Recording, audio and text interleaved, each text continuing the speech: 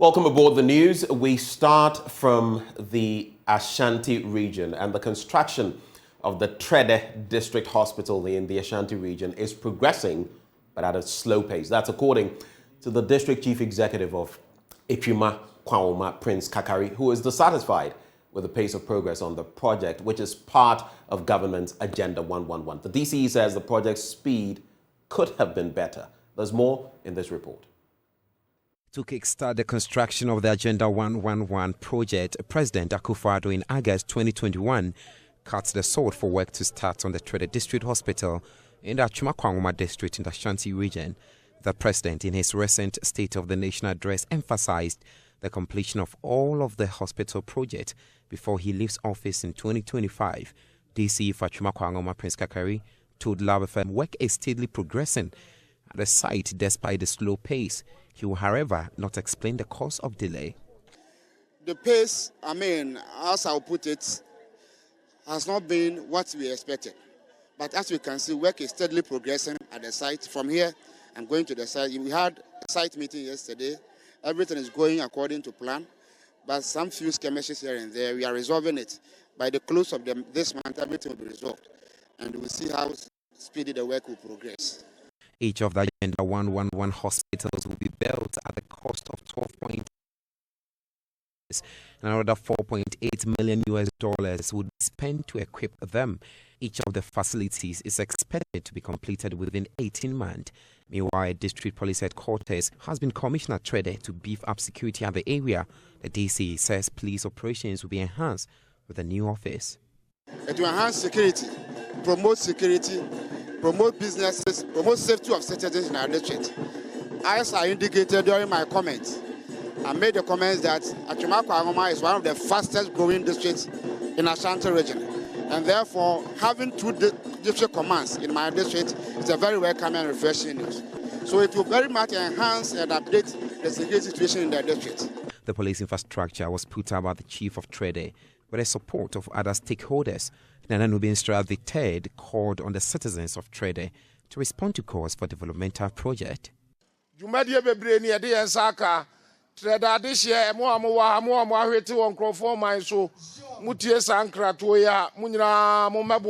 thank everyone who has contributed to the success of putting up this district police headquarters. Many of the developmental projects we have started, including Trede Market. I am therefore calling on all the citizens of Trede to respond to the calls for developmental projects. Reporting for JoyNews, Obidishio Furiama for Trede.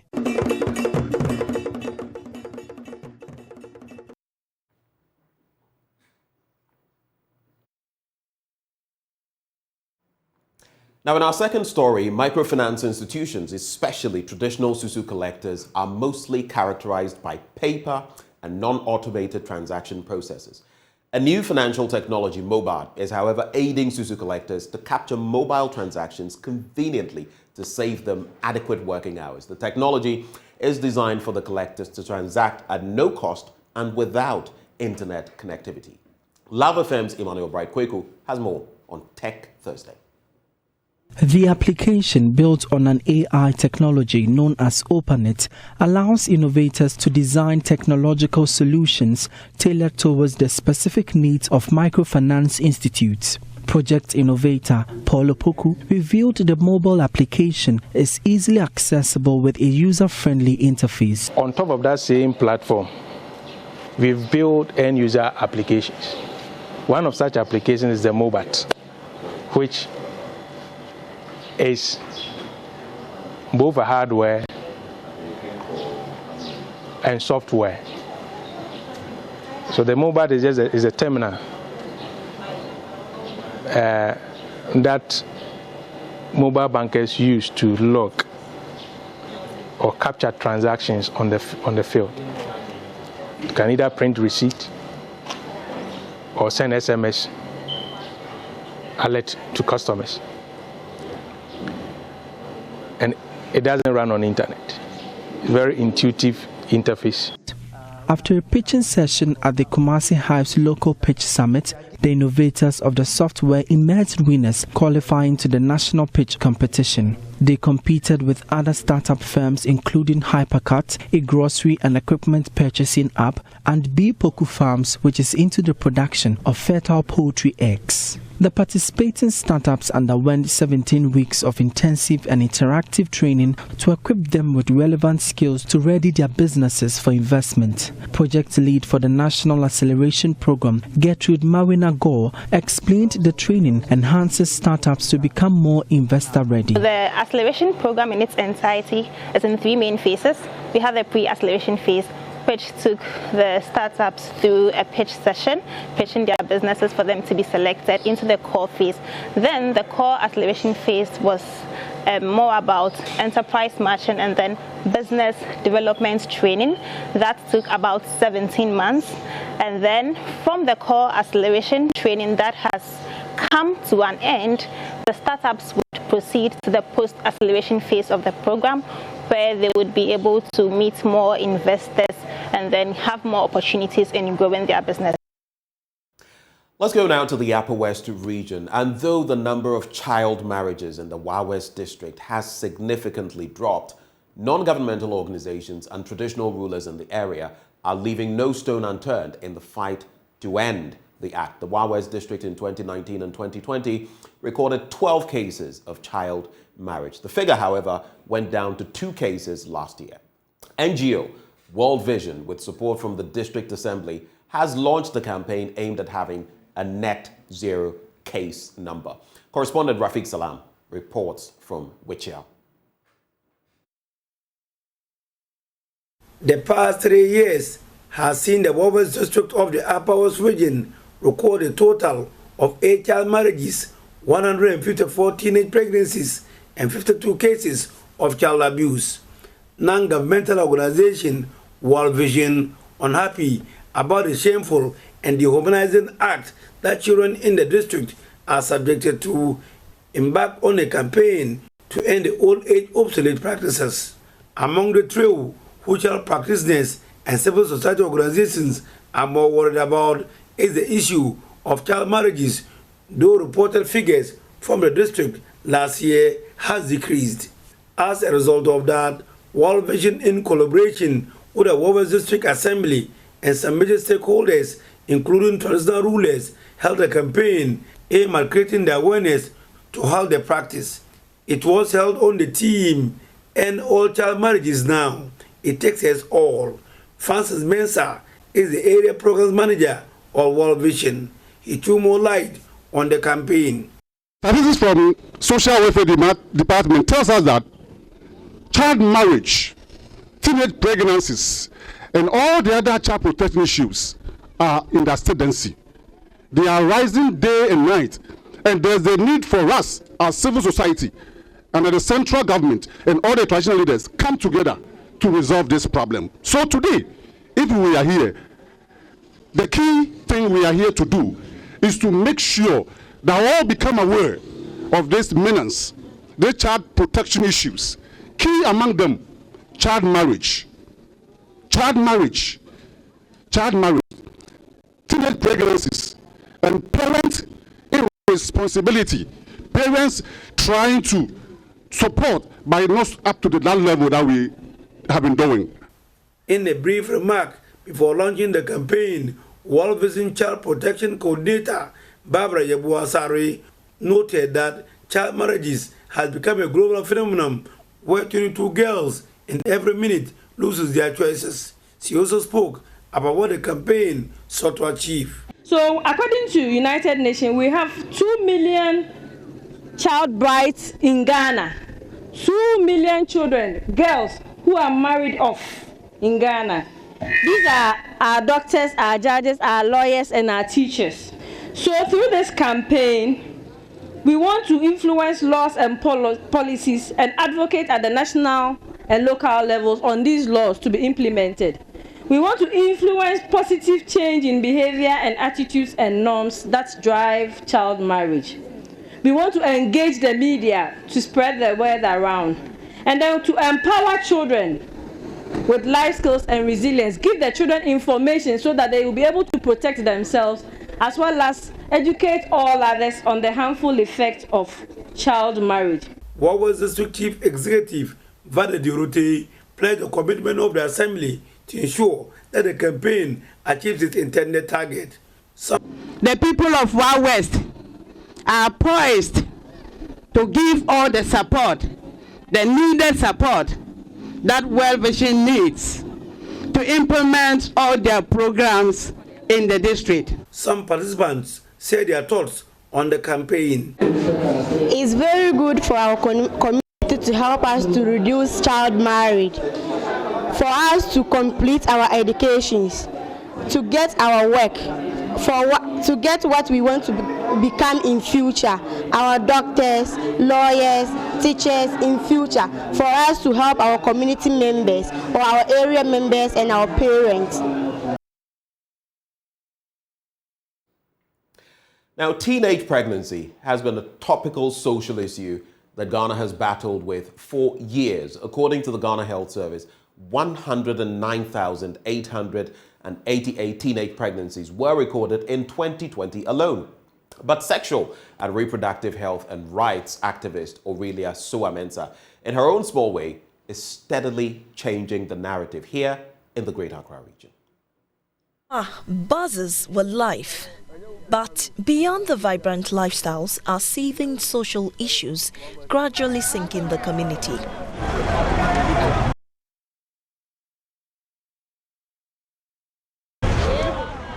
Teenage pregnancy is one of the many social issues it battles with.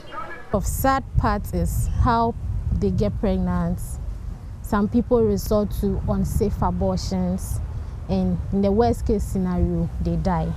That is Aurelia Soa-Mensah. She's 27 years, born and bred in La. She has lived all her life here. She spends her time engaging young people on sexual reproductive health to help control birth in the La community. Others get pregnant, have the child, and because there's really no money at home or there isn't enough money at home, she would have to drop out of school, take care of the child. That child will grow to a certain stage, also become a teen mother, and then the cycle continues. The lives of many young girls in this neighborhood are changed forever because of unplanned pregnancies. I wanted to be a nurse, but because I gave birth, my dreams were crushed.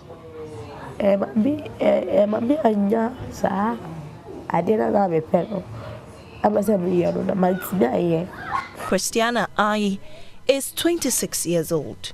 She had her first baby when she was 16 years old. Now, the mother of two, she has asked I hide her identity. I was just 19 years when I delivered my second child. I went through hell after that. It wasn't easy at all.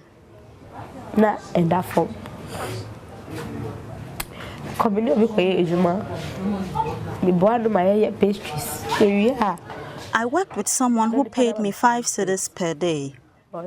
That amount is woefully inadequate, but I had to manage because I had a child on the way. 5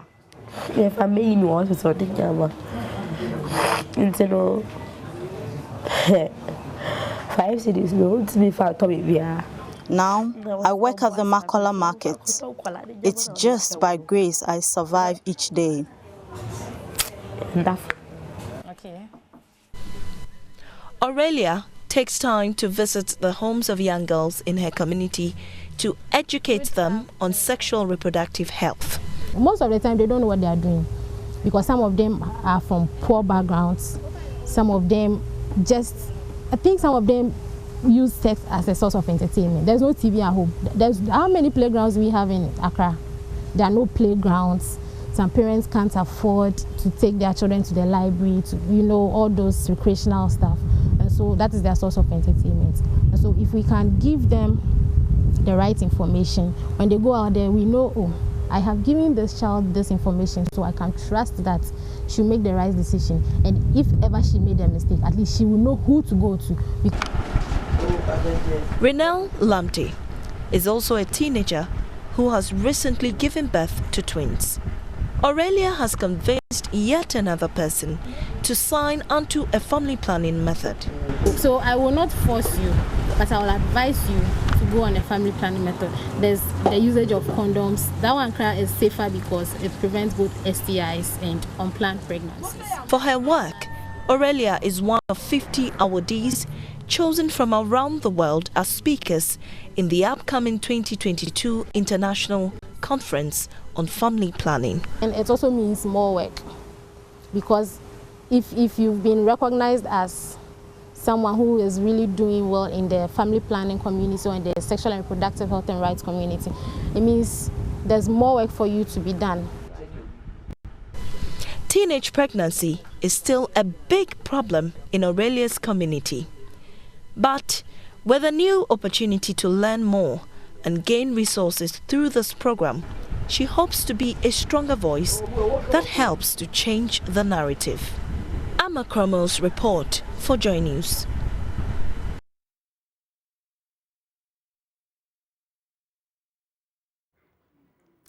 She's been dreaming of becoming a journalist, a dream which she wrote down as she sat the 2021 BECE.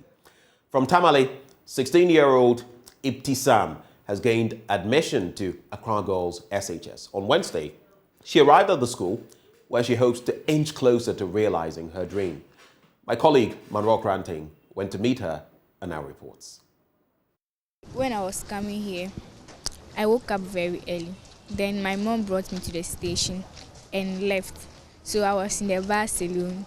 I was sleeping a lot in the bus. Like I'll sleep, wake up, sleep, wake up.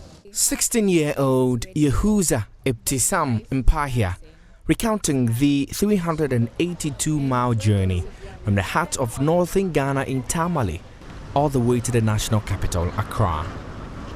Gaining admission into ACCRA Girls High School is a dream come true for her. She really cannot hide her excitement.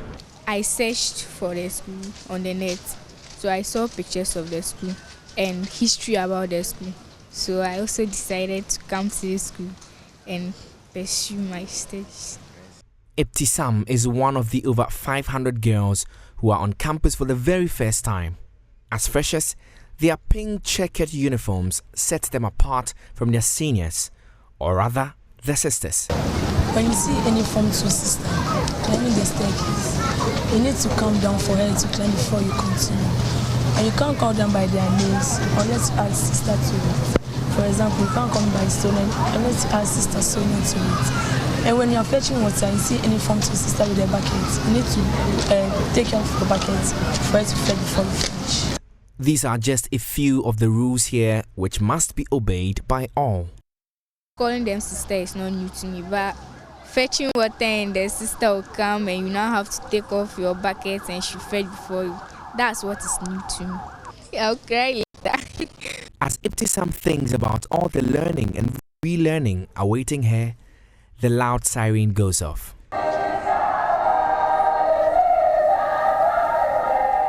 And like Agi Shakor, the unmistakable statue of a student with her face buried in her book, the Tamale girl is immediately reminded of the real reason she's in Accra in the first place. To begin her journey of becoming a world-class journalist.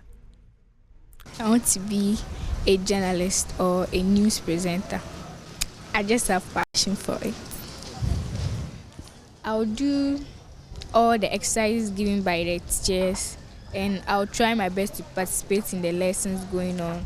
Like if a teacher asks a question and I know, I'll raise up my hand and answer the question. I'm not intimidated by the students here or because they are from here. So no, I'm not, because I just want to, I only came here to learn and that's all.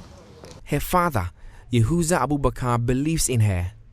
He is confident of an even better molded Ibtisam when he returns to pick her up at the end of a 3-year stay at the school. I had an aggregate 12. I asked their mother to put her in a bus. The mother said no, she has to come with her. I said don't worry yourself, she will do it. I know my daughter. The class, I think they should watch out for her. is going to chase them. I expect a very bright results, just like she did in the JSS. And I expect her to even perform more than what she had in the JSS. I'll miss him a little because every time I'm always with my mom and my brothers. But now that I'm here, I'm all alone here, so I'll miss him because this night I'll be sleeping alone and my parents will be around, and it's a new thing to me. Yes, it will be my first time of sleeping outside without my parents. And there will be many more lonely nights. Only the new faces she's seeing today will become the partners with whom she travels her high school journey. Manuel Cranting, JoyNews, Accra.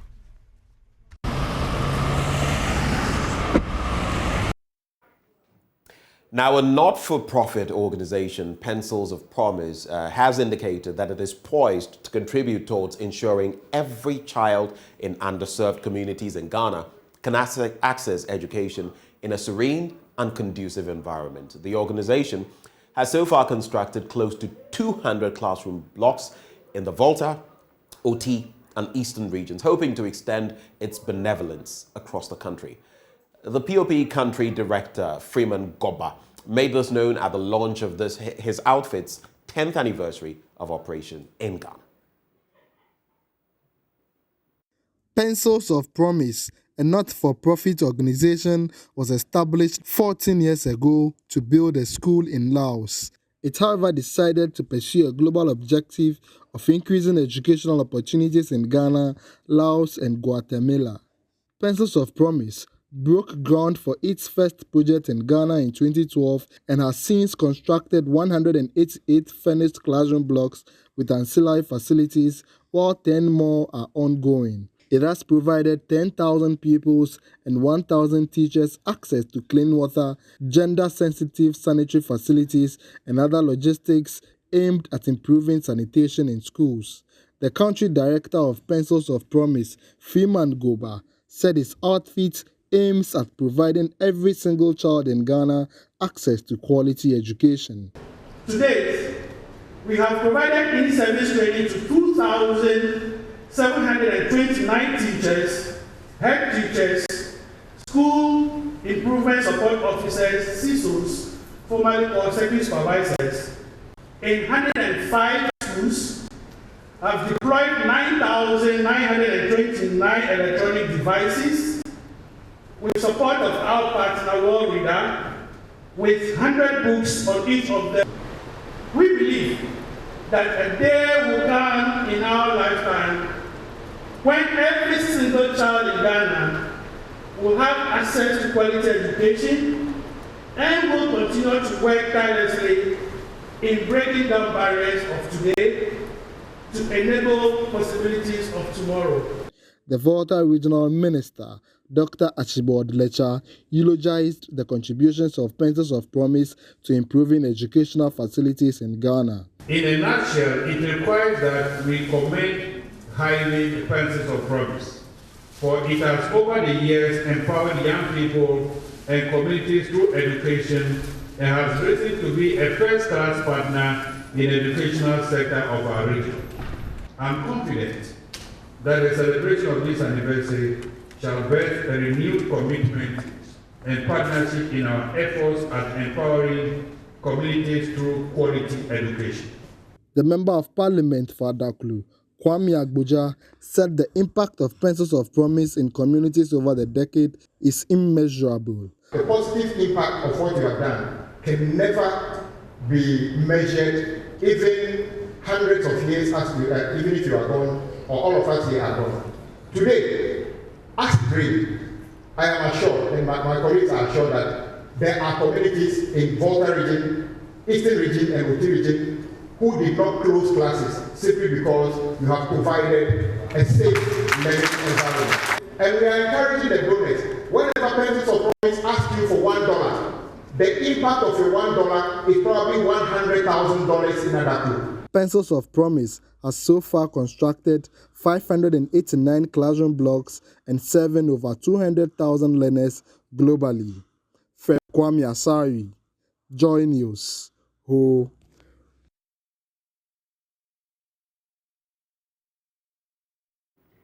And on that promising note, we wrap the AM News. Up next, the news review. Do stay.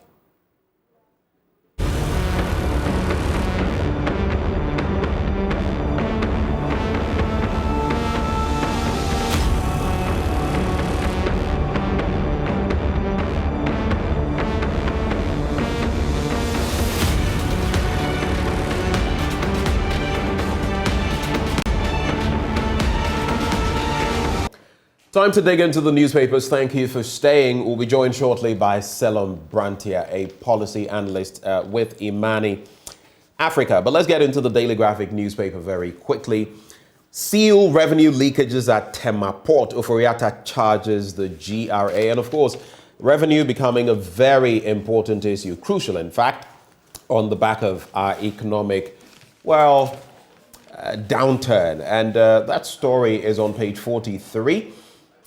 The Minister of Finance, Ken Oforiatta, has called on the Ghana Revenue Authority to adopt new strategies to address tax leakages at the Tema Port. Doing that, he explained, would help the government to raise the needed revenue for national development. Speaking during a tour of some terminals at the Tema Port yesterday, the minister expressed worry that the loss of revenue at the ports, particularly through tax evasion, was being aided by some members of the trading public and alleged connivance with some port officials. So mention must be made of the fact that while the finance minister is saying this, we must also play our part. If people are avoiding, or better still, evading taxes, then it leaves a lot to be desired. While it is worth, and I'm quoting him here, while it is worth commending the GRA for the efforts they are putting in to ensure the needed revenues are raised from the country's ports, a lot more ought to be done to block any loopholes through which state funds are lost. So, to be fair, even as we call for more, better roads, better hospitals, and all of that, we must also be willing to pay our taxes. I guess the concern of most people has been where those or how those taxes are utilized more often than not. Kumasi International Airport ready in August. That's also on page 16 of the paper. Open Galamsey pits swallow community members. That story is on page 16. Let me take a quick look at it. This Galamsey bit. So scores of uncovered pits left behind by illegal miners are posing a serious threat to residents of those mining communities. Now, while many people have fallen into those pits, leading to their untimely deaths, others are living dangerously as the abandoned pits serve as death traps looking for prey. Additionally, the uncovered pits have become breeding grounds for mosquitoes and reptiles. And that's the sad story there. At Wamase in Akrofom, in the Akrofom district, for instance, scores of abandoned pits were dotted around. A similar situation was observed at Manson Kwanta, Manso Edubia, and Jacobu in the Amansia West, Amansia South, and Amansia Central districts, respectively. All right, so that is it for that story. We have Selom Brantia joining the conversation now. Mr. Brantia, a very good morning to you. Thank you for joining us this Thursday morning. Good morning. How are you doing? I'm okay. We're getting by. God is our help. I hope you're well too, Selom. Yeah.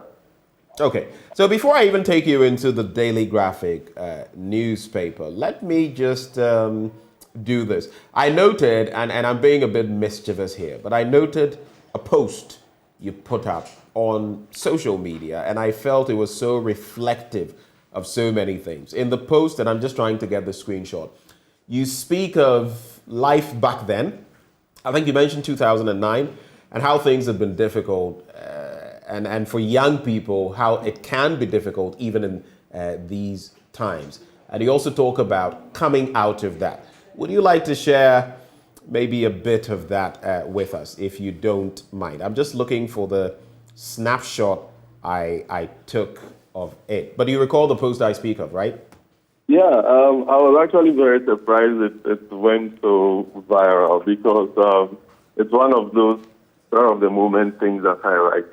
I did that because I realized that in recent days, a lot of young people who have just graduated from university, etc., have been very, very, a lot of them tend to be so disturbed and depressed, I mean, without hope. Disenchanted with everything, basically. Because... Hello? I'm saying disenchanted with everything, basically, because, like you Exactly. mentioned, And, you go to school, try to get an with education, and everything. With school and all of that, and people finishing service and not knowing what to do next. Right. So I just thought that it was something that I could share. Some of us, I graduated school very early. I did sixth form. I didn't even do the SHS system, and I finished my sixth form at the age of 15. Wow. I had my first job at 16. I was doing national service at 16. I had my first job at 17 before I went to the university. And I finished my master's at 25. Back then, that was really like, it was kind of like the whole... It was a big deal. But things, I planned to go the independent route without working for anybody. And I had 5 years of ups and downs. And by the time I was 30, I didn't know what I was doing with my life, you know. And of course, Imani had started around that time, and I was doing Imani, but I've never been full-time with Imani. It was always something that I was doing mostly because of my activist mind. And professionally, I didn't see any way forward. So I was just sharing that experience to say that the dreams that you have when you are, let's say, 20 or 21, not always work out. But then if you take that time or that your 20s, the period in your 20s to build extra skills. Right. Skills that require, let's say, craftsmanship or handiwork or being able to do something professional. Right. It becomes a second option when everything else fails. What most young people are swayed by is the riches they see their friends on social media. Yeah. Or people seeing just made it at once. In real life, it really doesn't happen that way. There's nothing like overnight success. Everything takes time and diligence. It takes time. If we are ready to be humble and start right from the beginning, we can build up things for ourselves, such that we would not have to always depend on the government or depend on the benevolence of others. Because the last line of my post said the right in your hands, what you can do to be successful or what you can do to make it is right in your hands. And there is a gap in terms of skills, in terms of artisanal skills in the country, and there's a housing boom. So many houses are being built by private and public sector, etc. You can always find a niche somewhere in there and do something that will supplement your income and reduce and your piece, as well as value. In your piece, you talk about, look, whatever must be done, and let me just start from this end. I really felt that bit when you were writing, because in there was also talk about seeing your friend, and that day you were all sweaty with your file or whatever, walking in town. Was it around Zongo Junction? And then you see this person in a posh car, and you are using your Lega Benz, and you have to hide. That was so real, because it happens to so many of us. I was wearing that day. I was wearing a brown T-shirt and khaki trousers and slippers, and the sun was hot and the road was dusty. Right. This guy is coming with this blue, fresh Honda Civic, and he had the AC on, this hot sun, and my armpits were sweaty, and I felt so embarrassed. That day I asked myself, what am I really doing? I mean, first graduate, 5 years down the line, and my friends are, good jobs, and I just couldn't even stand by the road and watch him, and he would have seen me, and he would have waved at me, and I didn't know how I would have reacted. So I dodged. That's the truth. And you speak of something interesting. It's obvious that we've not been able to absorb the youth. I just want to end on this point. We've not been able to absorb the youth in terms of providing jobs for them. You said something crucial in that piece, that we shouldn't be, afraid of taking on the plumbing, the masonry, and other things. I know people who don't have white-collar jobs, but they're doing carpentry. Trust me, they earn a lot more than I do. So it was a very important point you made there as well, that young people should be willing to get their hands dirty in order to make a living when need be. Absolutely, absolutely. We look down on people like that because of the traditional mindset that we have, the mindset from the throwback from the colonial era. Those people are useless people and all of that. But the truth of the matter is that because people look down on such fields, there is so much opportunity there. There are so many gaps there. Right. And if Ghana, we can talk all the policy stuff. If Ghana wants to be an industrialized nation, then we need a huge level of skill set in those areas for us to industrialize. It's not always that we need to always have to fly in technicians from China or from the US or from Europe to fix machinery when we can build that capacity locally. And this is something that we don't even need to invest huge amounts of money in. We need to invest willing people and willing hands. Let me take you into the Daily Graphic newspaper this morning. Cement turf war. Regulators distance themselves from Empire Cement. Firm says it's cooperating for permit, and local cement manufacturers have expressed serious concern about a new entrant, Empire Cement Ghana Limited, located at Weija in Accra, which they allege is producing and distributing cement without authorization. They have accused the company of operating under unethical environmental conditions, but Empire Cement has denounced and discredited the accusations, saying it has not started producing cement at the factory for the open market. It said it had a permit to produce cement papers and was still working with the Environmental Protection Agency. Nothing surprises me anymore in this country, Selom. I don't know about you, but what would be your quick take on this development, Empire Cement and the turf war? So there are two things here. I think that for a long time, the cement industry was monopolized by one player with the aid of government, which was not the best. I think that now that the space is wide open, we need to have a far more decentralized approach to building material companies and cement companies. If it is just a matter of grading cement and having an institution that checks out the grading, whether it is Ghana Standards Board or Ghana Standards Authority or some other regulator, it is just a matter of saying just the same way people import milk powder or produce milk or whatever it is. We should just be very clear and say that, look, this is the kinds of grades of cement that we should produce in this country. These are the kinds of parameters we are looking for. These are the kinds of working environments we need to see for the production of cement in the country. We should not stretch it to the point where we make it look like it's only a selected family that has the right to produce cement in this country. We are at a stage in the country where so many of us are not housed, and there's a huge housing deficit. And the government and the authorities have to put everything together to ensure that there is equitable access to a lot of these components that will require us to be able to fulfill those housing gaps. And one of these means decentralizing this whole approach to cement production and rather making it more of a municipal thing where we look basically at the environmental impact of the cement producing places, and then just grading the cement according to quality and recommending what kind of use case scenarios are to it. I think this thing where we always want to oppose every cement company coming in is also reducing creativity, because there are a lot of people who have researched into other types of cement that can even be produced locally that have not been encouraged just because of the kind of regulatory environment that we've had.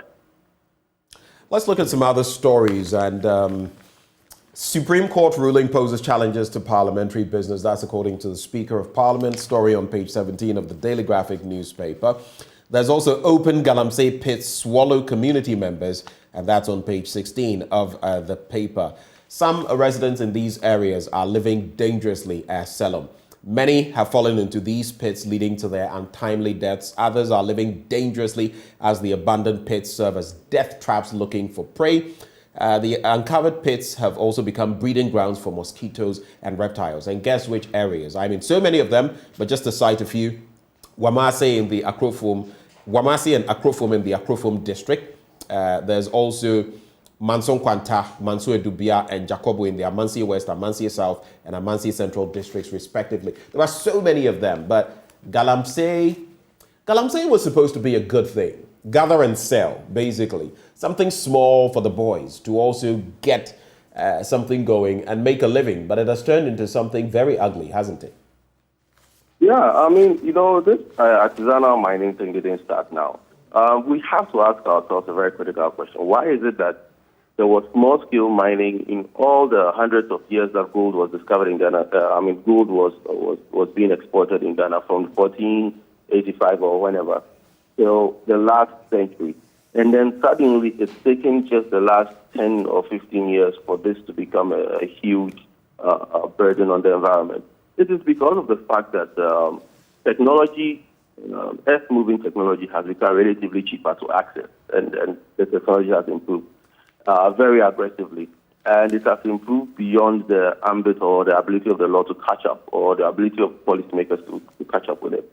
The issue here is basically, you can just boil it down to corruption and collusion by those who are supposed to help fix the problem. If we could still have managed this if we had a clear policy on land reclamation, a clear policy on land use. We don't do that, and then we have allowed a lot of these Galamsey people to monetize and weaponize themselves, abuse people who live in farmland, making them. I've seen countless videos where people are going to the farm in the morning and they are harassed with people with guns because chiefs have ceded even lands belonging to families or people's farmland because they say that the farming is not the farming is not giving them enough money or income, and therefore they sell the land to Galamsey, sometimes without the approval of other family members. And this is what happens when you have such a huge shift in land use without any kind of clear measures to address some of the issues that come along with it. It is very destructive. And therefore, there should have been a plan which would involve the chiefs and people of these localities, where they work towards reclaiming the land or find some way to incentivize land reclamation. A lot of this Galamsey is also speculative, because you might think that because you found gold at Kokomlemle, you would find gold at Nima, but it probably would not be the case because the land structure is different. But then in prospecting or in speculating, you take all that land mass and then you destroy it. And usually that destruction takes about 20, 30, 40 years to fix, especially when there is no work being done to help reclaim the land from these activities. I think that it is high time we should look at it beyond season of excavators. We have to look at the role of the military very carefully, and the fact that in some of these interactions, the military actually has been reported to be colluding with some players in the industry to cause this mess. It requires a huge national dialogue if we are going to go forward. Right. Let's look at some other stories. The Daily Graphic to wrap finally. 2 million Ghana City resettlement project takes off in Ketu South this month, of course, on the back of recent storm surges or tidal waves that we have seen ravaging the area again. But I want to tie two stories together from the Ghanaian Times and the Daily Guide. I'm going to tie them together because they are linked and because they also feed into what we're going to be hearing from the Vice President, Dr. Mahamudu Bawumia, today on the state of our economy. The SONA has been delivered. People said it wasn't reflective enough of what we are truly facing in terms of the economy. The Ghanaian Times newspaper has as its banner headline, "Let loss-making entities go." And it is none other than Kwame Pianim. And we know of his pedigree. This is what he is saying. Put that side by side with what the Daily Guide newspaper says. Bawumia speaks on economy today. I will ask you, Selom, what are your expectations ahead of the Vice President's delivery? Are you expecting anything different from what Mr. President told us in the SONA? What basically are you looking forward to? To be honest, a lot of the narrative related to the economy from the government has typically been about blaming every negative outlook on the COVID and the fact that we have not been able to raise much revenue because of pressures of the Ukraine war and post-COVID activity. I do not expect anything different beyond the same rehashing. We are at a point where we really need to know what the government or the economic team is doing to help rebound the economy. But a lot of the focus has been on government spending, and not enough focus on private capital generation or how to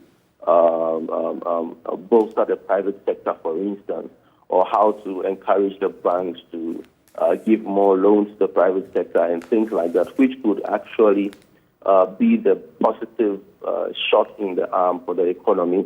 But it's not been like that. The strength of government these days is basically on revenue generation and revenue consolidation and little much else. And it is because we have created a top-heavy government policy, and it's unprecedented that we have government spending on everything from feeding children all the way to creating jobs. And that is a recipe for disaster. Right. And if it's more of that we are going to hear, then it really is not going to change anything or boost any kind of confidence in the economy. And these macro pointers that they keep pointing to do not reflect the reality on the ground, in people's pockets and the prospects for people's private businesses thriving, because these macro pointers do not encourage people to really put much effort into anything, because it just gets depressing. It's interesting because Kwame Pianim also talks about a cost-benefit analysis from the state's point of view. And he says, just to be politically correct here, he says that most of the state-owned enterprises are not functioning. They should be let go of or privatized. The only ones that should be retained are the Ghana Water Company Limited, Electricity Company of Ghana, and the harbors, which he wants to be managed by the state. And you can get clearly what he means here. These are crucial to our national life. Beyond that, I agree the others can go. I agree completely. We are at a point where state-owned enterprises are now just, reward mechanisms for party people. Right. Let's be very, very candid here. You have CEOs being appointed to state agencies who have never who have never had any kind of administrative leadership, even in a community, call center. And these people are being given state organizations with huge mandates and a huge complement of staff. And this staff, the staffing is bloated, usually with staff members who have no, obligation or responsibility towards the objectives of those state enterprises, but are only part people who are put there. And 90% of them spend all their time on social media trying to either praise their party work or denigrate others who they see as being critics of the government.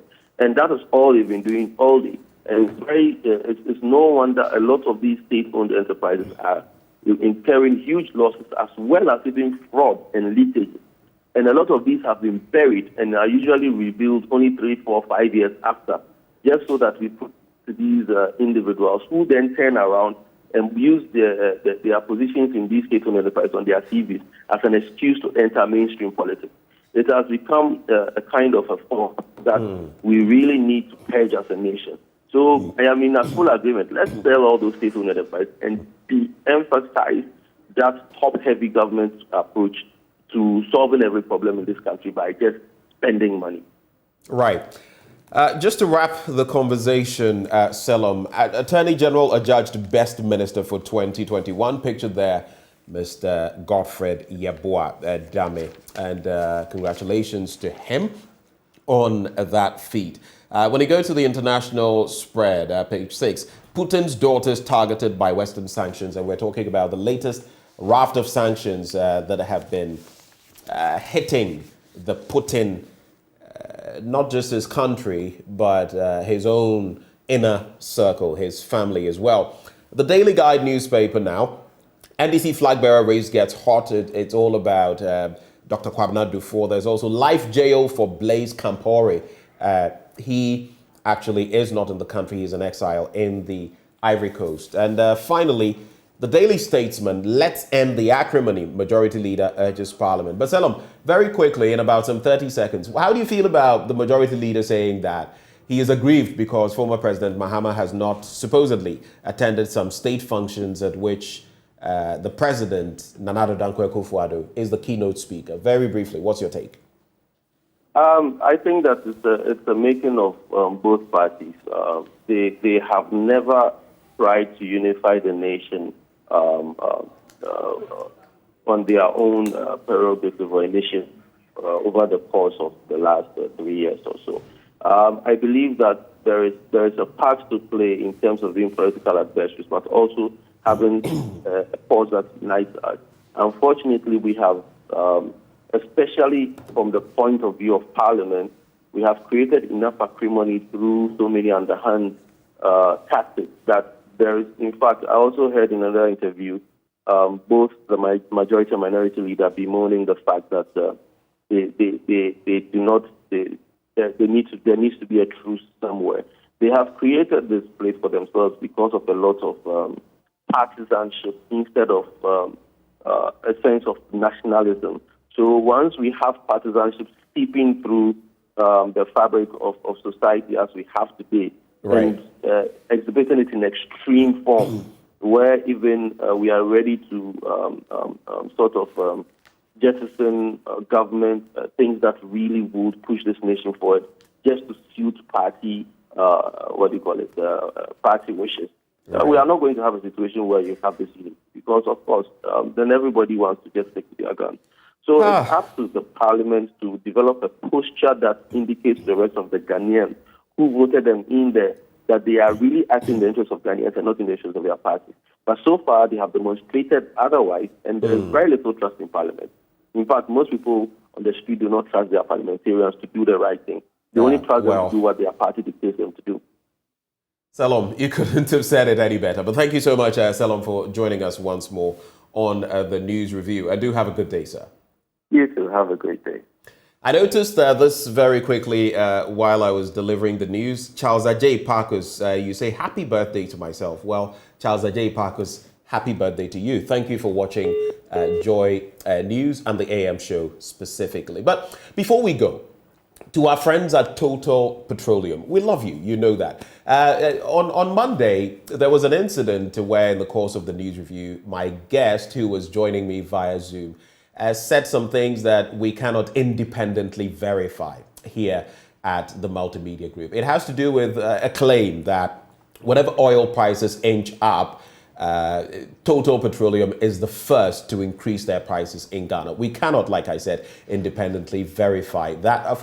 We all know that these OMCs, first of all, must stay in business, and whenever prices go up, all of them increase their prices. So it was unfair for that statement to have been made, and I take the blame for not having corrected my guest on Zoom. So to our friends at Total Petroleum, this is an apology, unqualified apology, and we do hope that, of course, you would just let this pass as you know that it had no malice behind it. In fact, I've had an interaction with the person who spoke on the show. No malice was behind it, and we render an unqualified apology. On that note, we gear into sports, which is up next right here on the AM show. Do stay.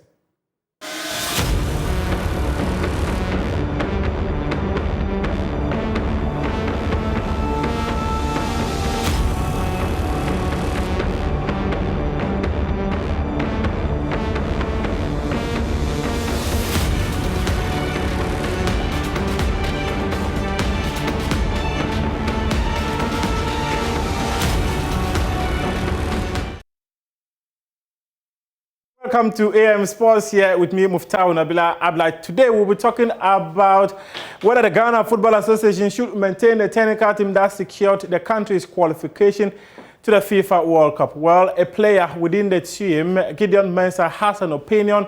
We'll also be talking about the UEFA Champions League, where Chelsea scrambled before their very own fans as Real Madrid walked away with an advantage after the first leg, and the surprising outcome at the Allianz Arena, where Villarreal went there and shocked Bayern Munich, as well as boxing, where Emmanuel the Game Boy Tiger will be in action on April 9. Good morning, everyone, once again. I am Muftau Nabila Ablai. This is AM Sports. We start with football, where Gideon Mensah, a left back of the Black Stars, has been speaking about how he enjoyed working with the technical team of the Black Stars led by Otto Addo. According to him, the atmosphere created surrounding the team made it possible for every player to give off his best, and he would wish that they are maintained for the FIFA World Cup to be staged in Qatar later this year. So, me being a player, being part of the playing body, I think we love the atmosphere around these three coaches. Didi Ramani, Otto Addo, and George Watson. So, and the main part of this whole thing is for them giving me the confidence and then giving me the belief that this is what we want you to do, and then this is how we want you to play. They gave me a role in the team, not just as a young boy who was coming to the team, but they gave me a role in the team, and they gave me the trust. So, moving up, I would love to work with coaches like this, and then going to the World Cup, where I know is the biggest stage. I think it will be more easier for us if we still go with this whole team. The players, most of the players, and then also the technical team. So I think if we're gonna have them to the World Cup, why not? It's gonna be like one of the greatest things also to have in the national team. It is not just the Black Stars that are representing the country in a FIFA World Cup. The Black Princesses will also be in action in Costa Rica later this year. And Management Committee Chairman of the team, Linford Asamoah, has been speaking about how their preparations has been like, and he believes with the right tools given to them to work, the team will give a good account of themselves in the competition. We have seen all the qualifying matches, and we have made our own assessments. And very soon we meet the leadership of the Ghana Football Association to give us our reports, a proper program that will prepare the team to the World Cup and ensure that the obstacle or the challenges that we face during the group stages, we can overcome it and progress to the finals. It's not easy to do that, but first of all, the team need to come and prepare the girls. We need all sectors, physio, dietitian, everybody on board, making sure that we run the team professionally to attain the results. We can't just go ordinary and get results. And with the support that the Vice President and the Chief of Staff has pledged, we are hopeful that we will get the necessary support to ensure that we fulfill our aims and objectives. Yes, of course. I personally want to bring the cup, but we all want you to bring the cup. But what matters is, do you have the materials to bring the cup? We have the materials.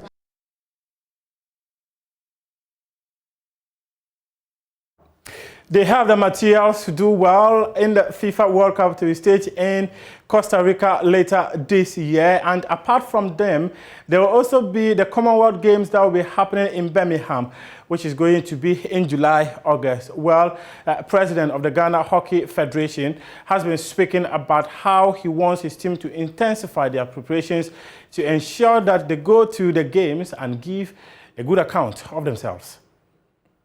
Preparations are going very well. As you recall, both our men and women's team have been invited to partake and participate in the Birmingham Commonwealth Games. And they've started off-site training, and probably a month before time we would get them all to the hostel to train. But we are working on this in conjunction with the Ghana Olympic Committee, GOC, in terms of our preparatory efforts and in terms of facilities to actually help our teams actually partake in this in a very meaningful way. I think both our men's team and our women's team are well placed in Africa. Probably the women's team a little ahead of the men's, but we believe that the Commonwealth teams in Africa, which will exclude Egypt, for instance, gives us an opportunity to actually place even higher within the African context. But Commonwealth, I think we would make a showing on behalf of Africa as a Ghanaian set of teams. Funding for what we call the lesser known sports could be improved. I think the government has done its part and is doing as much as they could. But we want to extend the call also to corporate entities to come and help us actually fund such trips and also such engagements. And we believe that certain corporate bodies that we have actually contacted will come through and help supplement what GOC has to be able to take our teams over to Birmingham. From hockey, let's do rugby now. And Ghana is seeking to qualify rather to the first ever Rugby Sevens, which will be happening later this year. My colleague Asari Diakon has the rest of the story. The national rugby team, the Eagles, are 100% focused on securing a ticket to their first ever Sevens World Cup, and they have left no stone unturned in their preparation for the final shootout scheduled for next month. The male rugby team, after their heroics in the pre-World Cup qualifier in Kumasi last year November, will be competing in Uganda for an enviable place in the 7th World Cup. To ensure the team is in good physical shape for the tournament, the Ghana Rugby Football Union, headed by Herbert Mensah, has introduced a series dubbed the Barbarians Sevens. Head coach of the Eagles, Love Mokuzerera, has underscored the importance of the weekly competition. So as you can see, we are using this tournament as a scale or as a way to see those guys who can also raise their hands if they can play national squad, and also the guys who have already been playing in the national squad. We are taking this opportunity as well to work on our fitness, match fitness, before we get into the tournaments. If you look at previous tournaments, we normally get in these tournaments, normally the day one, first game, second game, we struggle because of match fitness. But this time around, we are trying to work on that so much that when you get in the tournament, we start off on high because the guys will be properly ready for contact. Because normally the most important thing is contact-related fitness. So we normally lack that on the first day. But we are preparing for that, even for both men and women. That's why we are playing these matches. Member of the male rugby team, Percy Christian Adams, is happy with the work ethic of his colleagues. You know, in rugby, we don't joke because it's two kind of forces coming together to collide or pass or do things together. So maybe if you limit your force and the other person, the opponent forces come and add to yours, maybe you can get hurt or something like that. So you have to make it competitive. Play as hard as you can, because what you do now on the field is what you play. The training you do is what you play on the field. So if you train slow, you play slowly. If you train hard and you put in your maximum effort, when it's game time, you do the same thing. The female rugby team will also be in action next month. And after taking West Africa by storm, their main target is to book a historic ticket to the Women's 7th World Cup. Here is Dorothy Osuansa. This target is to qualify for the World Cup and the Commonwealth Games, and then we are trying hard as possible to get girls, get boys, train hard, get our fitness level up there to where the other teams, we will meet them and then we'll play to their level and then we'll win and come back to Ghana. Very impressed, because since we started week one, we saw our disadvantages and what we are supposed to do and what we are not supposed to do. And as ongoing, our coach is talking to us on things that we are supposed to do and not to do. So we are trying to do this every week to see our mistakes. But by the time we go to the tournament, we know our mistakes and then we correct them and then we play better there. The Eagles are keen on soaring to higher heights, and only lack of hard work can clip their wings.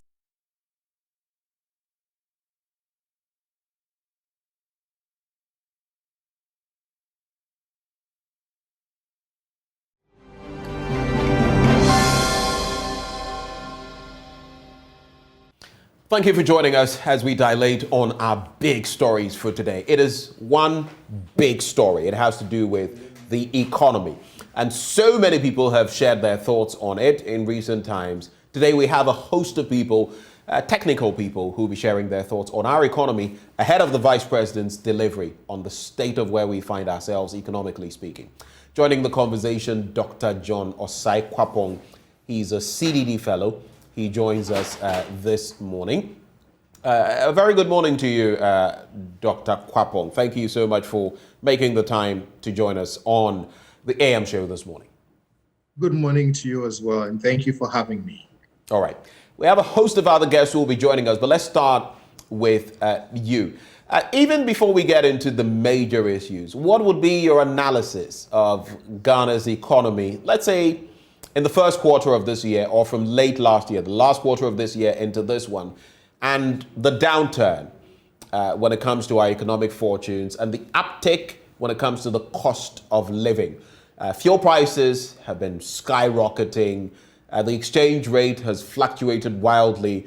The Bank of Ghana has pumped in some $2 billion to stem the tide, $2 billion, I must say, to stem the tide of the downfall when it comes to the cedi. But it's still very high. The last time I checked, just around 7.4, 7.5. So give us a holistic analysis of where you see our economy currently.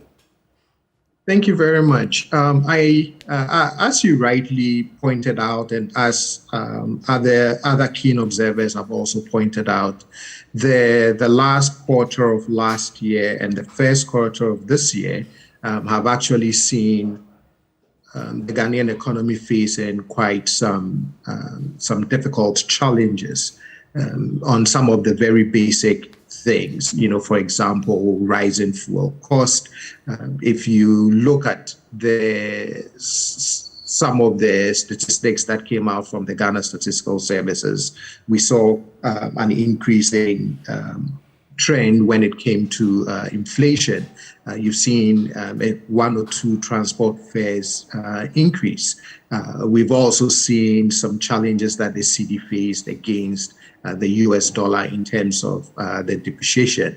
And so, yes, there's no doubt that there's been some very difficult moments, some very difficult challenges as you look at the Ghanaian economy at the end of last year and then the first quarter of this year. From the Minister of Finance, the Honorable Ken Ofori-Attah's presentation to Parliament, I think it was last week, I think he did acknowledge again those difficulties and then announced certain measures that he believes if the government took those measures would help stem the tide and turn things around. But it's been quite a difficult period, at least from where I said, from some of the observations, the things I read, the rising cost of goods and services. I have an older brother who is into the business of supplies.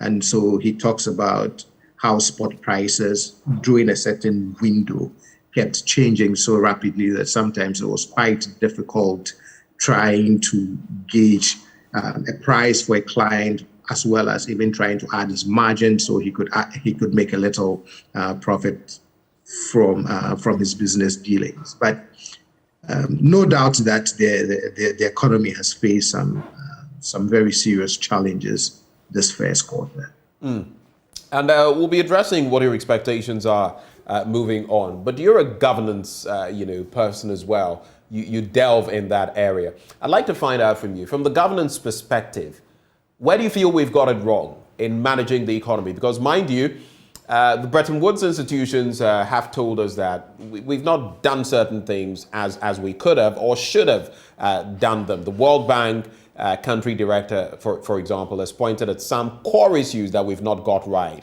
So, and they would tell us again that our woes started before COVID-19 hit and also before the Russia-Ukraine crisis hit the globe. So basically, by not getting our act right, we fell victim to the situation, because there are other countries who are going through the turmoil we are, but are faring better. So why are we at the point where we find ourselves? So from the governance perspective, what do you feel we got wrong? That's a very good question. Where did we go wrong? I'm not sure. I don't know if it's a question of where we went wrong as opposed to the trajectory that we were on. And I mean, to put it in perspective, if you look at I think it was in 2020, the mid-year budget review towards the end, or I think it was the mid-year budget review, you would have seen that the growth trajectory was on a positive track. And no doubt that there's some element to the argument that COVID did wipe out some of the gains that we had made. I think one of the major challenges that we have faced is the fiscal burden that has been facing the government in terms of its policy choices. I think most of, if you look at its key flagship programs from the budget and how much that has been costing the government, you do see that it's been quite a burden. And so when you look at the element of COVID-19, yes, there were some efforts from external sources to help pushing us against the ravages of COVID-19. But I think some of the flagship policy choices that the current government has made has come with quite a burden in terms of how you fund those policy choices. And if you couple that with the revenue mobilization challenges that it has also faced, then you begin to see that gap between our obligations, our choices we've made, and trying to raise enough revenue to be able to fund those choices. The revenue being whether it's domestic mobilization through taxation or through borrowing. And I think that burden has really presented quite some challenges to the government. And then, of course, there are the structural issues as well that also therefore impacts things like the dollar to the CD exchange rate, things like that. So for me, if you actually look at the 2022 budget and you look at the commitments that the government is making on the things that it wants to spend and the gap between those commitments and how much it is projecting that it will be able to raise. When I saw the size of that deficit, that is when some real red flags went up for me in terms of, okay, how do we... What were the red flags for you, well, Dr. Kwapo? A 44 billion CD budget deficit was no easy thing to observe, right? I kept saying to myself, well, how do you close such a gap? And this was even, and I said to myself, how does a government make up such a huge deficit in terms of, if you look at how much it is projecting to raise versus how much it wants to spend? That's when I said, okay, we are in some fiscal trouble, some fiscal challenges, which would require some very difficult choices if we are to get out of that current picture. Right. And you noted these challenges. There have been so many reactions and so many theories propounded.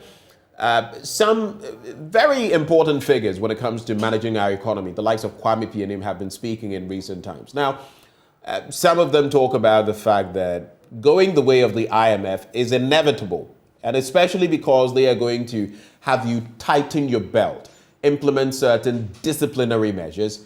It is actually the best way to go. I think Dr. Esibe mentioned that as well, formerly on the Finance Committee of Parliament. Where do you stand when it comes to the e-levy and the IMF dichotomy? What is your take on the e-levy, especially pegged at 1.5%? And do you think we should rather go the way of the IMF, or should we add the e-levy to the IMF, support in terms of stabilizing our economy on the back of that 44 billion, CD deficit? So on the question of IMF, let me take that first. So a very good friend of mine would always say that turkeys do not vote for Christmas. right? Which is there are some difficult choices that those who have to make them sometimes need a little external pressure before they make those choices, which means that the kind of fiscal discipline that we always strive for sometimes may take some external pressure, some external impositions for that to be able to happen. On that note, then, I can see the argument for going to the IMF, right? If that is what would make us undertake those difficult choices to get out of our fiscal challenges, then I can see that argument. But I'm a political scientist. I look at the political implications of the economic choices that a government makes. And there's also the political challenges that comes with some of that in terms of how then is that perceived on your local political front in terms of, okay, given a prior position taken on an IMF bailout, how does it then come off in terms of the perception of your citizens? Should you then turn around and go for an IMF bailout? So it's a tricky proposition. If that is what would get us out of those challenges, then I see a merit to that argument of perhaps we need to turn to the IMF for some support. But the government has also, at least from the statements from the likes of the Honorable Ken Ofori-Atta, has been that the government can get out of this, that the option of going to the IMF is really not on the table, that if we make certain domestic choices in terms of the policies that we want to pursue, we want to get out of that. Right. On the question of the e-levy, I've read from all the economic financial experts, and I do see the challenge in terms of the implications of an e-levy for also the agenda of the digital economy, bringing in a lot more people into the economic space, and how then does that, bringing more people into the financial space, and how does that impact that the drive and strive towards the digital economy? I see the fiscal imperative for going for the e-levy. I mean, if you have a 44 billion CD deficit and you're trying to make up for that deficit, there are various things that you're going to tend to. You're going to look at the revenue side and how you can generate more revenue, or you can also look at the expenditure side and also say to yourself, can I cut down some expenditure to try and balance the situation that I face? I personally have argued that I wish the government would look for other sources. The projected 7 billion in FY 2022 that the budget stated is what they are looking to raise from the e-levy. Right. I just, given how many people use mobile money transactions, its reach, all of those things, I was just hoping that some other source would be found in terms of how you make up the budget deficit. And so for me, my personal opinion was that I wish another source of revenue would be turned to, as opposed to the e-levy. But others have also made a case for why you need the e-levy. I personally am not sure I am in full support of that. That I think there are other measures that the government could have turned to, and especially I also look at it from a political standpoint. And if you gauge the public reaction and the public perception, I think that it poses some political challenges for the government. Okay, so do hold for me, Dr. Kwapong. So for you, you have challenges with the e-levy. It wouldn't have been the go-to. But let me bring in Dr. Theo Achampong and Dr. Patrick, assuming both of them economists. A very good morning to you, gentlemen. Thank you for joining us. Morning, pleasure to be here. Great. I'll start with you, Dr. Theo Achampong. So again, here we find ourselves, the e-levy bill has been passed. It's now an act. It is law. And come the 1st of May, we're going to implement it. Just to funnel through from what Dr. Kwapon was saying. So we have a 44 billion Ghana cedi deficit. That is what we started this fiscal year with. And that is gargantuan on any level to deal with. Now we're looking at an e-levy that will give us 6.9 billion cedis, a little less than 7 billion cedis. We have the finance minister going to the Tema port and looking at all the leakages in there. So when you mix that, it's a cocktail we're making here with the digitization and digitalization drive, which was supposed to have plugged some of these loopholes. Where do you see our economy currently if we're still bleeding like this? What is your initial reaction? Thank you, and good morning once again. I see my good friend John also on there. The challenge, really, as you rightly pointed out, is that historically we have been living beyond our means as a country. And what I mean by that is that we spend more than we collect in revenues. That in and of itself is not necessarily a bad thing. The question really comes down to where you spend those monies on and where you're going to borrow those monies from. So you can see that what we have done in the past is basically go to the international capital markets to borrow, to finance a large chunk of the deficit that we need to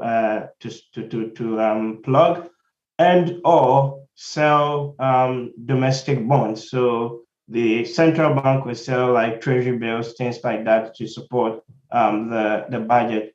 The challenge is or has been that with the potential hike, and we actually have seen it anyway, in the US Fed rate, and with the deteriorating fiscal condition of a country like Ghana, then it becomes a bit more difficult to go to the international capital markets to raise money now because they're going to punish you. And we already have seen 3 of the sovereign ratings agencies actually downgrade Ghana in the last 1 year or so. In fact, even the last just few months. So what that meant is that instead of having to go borrow at 6-7% interest, if they were to go to the market now, we're looking possibly 9-10%, right, interest.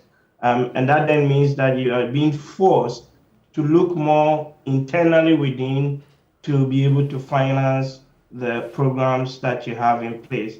Hence why you can actually see the aggressive push on the e-levy, hence why you see an aggressive push at the port to raise more money, hence why you also now see the government saying that, well, they're going to cut expenditure to the tune of about 30% for this fiscal year, all in a bit to balance the books. But the point is that the economy is not doing as great or as good that it used to be, partly because of COVID, partly because of the Russia-Ukraine crisis, partly also because of past choices that we made, and some of us had been sounding the alarm bells as far back as 2019 in terms of the trajectory that we were heading.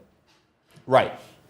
So it is good that you've put it into this perspective. So we can have a bit of a Venn diagram where the converging point would be bad management at a point, in addition to the COVID-19 scourge, in addition to what we are having on a global scale when it comes to Russia and Ukraine and the crisis. But I want you to go further when it comes to the e-levy. Yes, even government officials will tell you that 6.9 billion is a projection and that they may not meet that projection because it is what it is, a projection. But when you look at the fact that we've already hemorrhaged about 10 billion Ghana cedis in terms of, electronic transactions, and if you look at the same discontent that a lot of people have viewed the e-levy with, what are your projections? Do you feel that it will add up in any way in terms of mopping up resources for government to run on the economic level? So the first thing which I have stated on other platforms is that I don't think that the 6.9 or 7 billion projection that they made for the e-levy this year will be achieved. Partly because we already have done 3-4 months of the year. And then secondly, with any policy introduction like this, you do get an initial negative reaction or shock from the market. And you can see a bit of that in the Bank of Ghana's own data statistics, where since November, the volume and the value of transactions have actually gone down. So on the value side, we're looking at almost like a 10% drop in the value of transactions from November till date. So what that tells you really is that in the next couple of months, there will still be some adjustment by citizens, people waiting and seeing, and coupled with the fact that this was originally meant to be having passed in December and implemented in January, it then means that you've lost a few months and we're not going to be collecting the projected 7 or so billion that those who run the numbers came up with. Number two, the point also is that the e-levy is relatively small in the grand scheme of things, right? So if we even just stick with the 2022 budget numbers, government wants to raise 100 billion revenue. They want to spend 137 billion. That gives you a difference of 37 billion. If you drop in 7 billion, right, extra, let's even assume that from the e-levy, 7 out of 37 is relatively, small. It doesn't fill the whole void. So what I'm trying to say is that we need to raise more revenues from somewhere else or cut back on expenditure, which is what they're trying to do now with the various announcements that the finance minister gave, last 2 weeks. Okay, so very quickly on this one, so I can bring in Dr. Patrick Assuming. Are we doing enough when it comes to cutting down our expenditure? And from all that you've told us, even assuming we get all of the money for the e-levy, that is 6.9 billion, do you feel at some point we're going to have to take the hand of the IMF? In other words, say, you know what, come to our aid?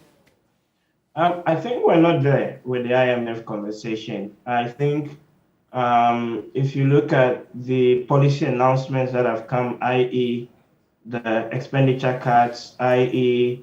Rationalizing, like fuel coupons that they give to government, 30% cut on salaries, stuff happening at the port in terms of revenue mobilization, and some of the digital transformation initiatives. We're still, in my view, 6 months or perhaps even a year out in terms of possibly even thinking of going to the IMF. And like John said, look, all these economic decisions at the end of the day have political consequences. And the government being very much aware of the environment we find ourselves in and an election impending in 2024, would be doing its calculus and beginning to realize that the IMF is not necessarily the optimal choice to go to as we speak currently, because they would actually rather adopt a wait-and-see attitude and see how the latest round of interventions play out, and if it still doesn't generate the positive shock that we expect to the economy, then we'd have a different conversation in some months. But I don't think the IMF conversation is there yet. And also because in the past, if you look at why we went to the IMF, the most recent one in 2014-15, it was because we were facing severe balance of payments crisis and liquidity issues. As we speak currently, although the CD was hemorrhaging a few weeks ago, there seems to have been some relative stability, which perhaps is indicative of the fact that the recent interventions from the Bank of Ghana and also on the fiscal side from the ministry seems to have sent the right signal, right, to the market. and that is what is leading to some sort of relative stability within that. So all of that is relatively positive, and what that then means is that the prospect of an IMF, in my view, is still far off. All right, let me come to Dr. Patrick Esuming as well. Thank you for your patience for holding for us. So we have been talking about the e-levy, we've been talking about the IMF situation. You have shared your thoughts on all of that. But moving forward, looking at exactly where we find ourselves, today we'll hear from Mr. Vice President in terms of where exactly we find ourselves. Though in the SONA, the president himself said that, well, we were on a good footing. It's just that we had the double hammer of the Ukraine-Russia issue and COVID-19 affecting us. When you look at where we find ourselves currently, and on the back of fellow economists like Dr. Kwame Pianim saying that we need to do a cost-benefit analysis. We need to look at where we are expending money. We even need to trim down or look again at our flagship programs like Free SHS, which government has said it is not going to touch. What do you see? What is your reading? Do you agree with him? To a large extent, yes. I think, if we have to think about all the programs that we have been doing, and I think people at the outset, people had cautioned that we should tread cautiously. I think the government took on too much in a short space of time. But, it doesn't look like we are even getting the message that, maybe we need to roll back.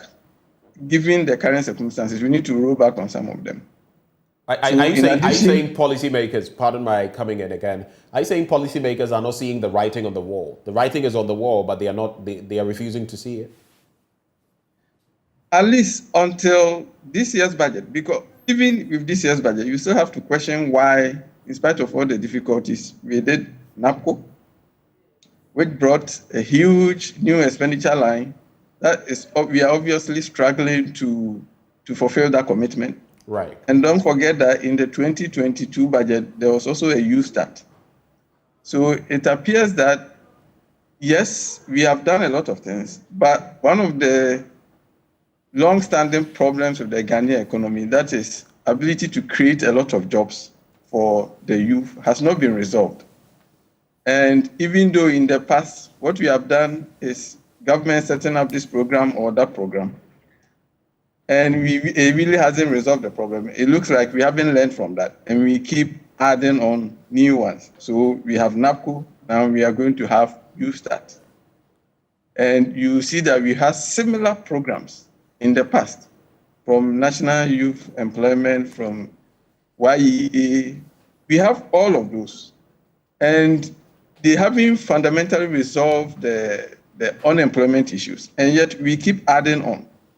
So while it's laudable to hear the new measures that have been put in place now, I think until our appetite for some form of reality, and we develop a new appetite to spend within our means, as Dr. Champon said, we can do all these firefighting short-term measures.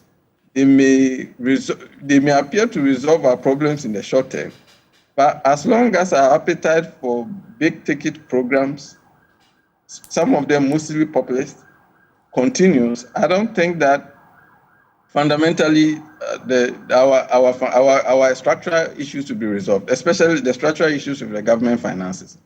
So I think we will allow the measures that have been announced. Personally, I don't think that they will solve all our problems. You have to question whether the government will stay the course, and I think that's where the IMF issue always comes in. Because, look, if you look at how we started the budget, one of the first things we were supposed to do was to roll back the benchmark.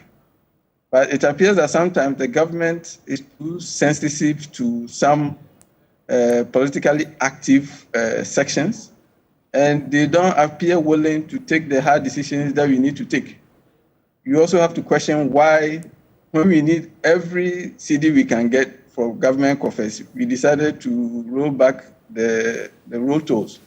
So when you put all of this together, even though government appears to be, doing one or two things, you have to question the broader long-term strategy and whether there's the mutual policy consistency we need going forward in order to address both our challenges with the government finances side, but also the real sector of the economy.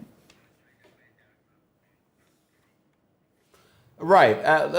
Just hold for me, Dr. Suming. Let me also bring in Dr. John Kumar, Deputy Finance Minister. Doc, a very good morning to you. Good morning, and greetings to your viewers and listeners.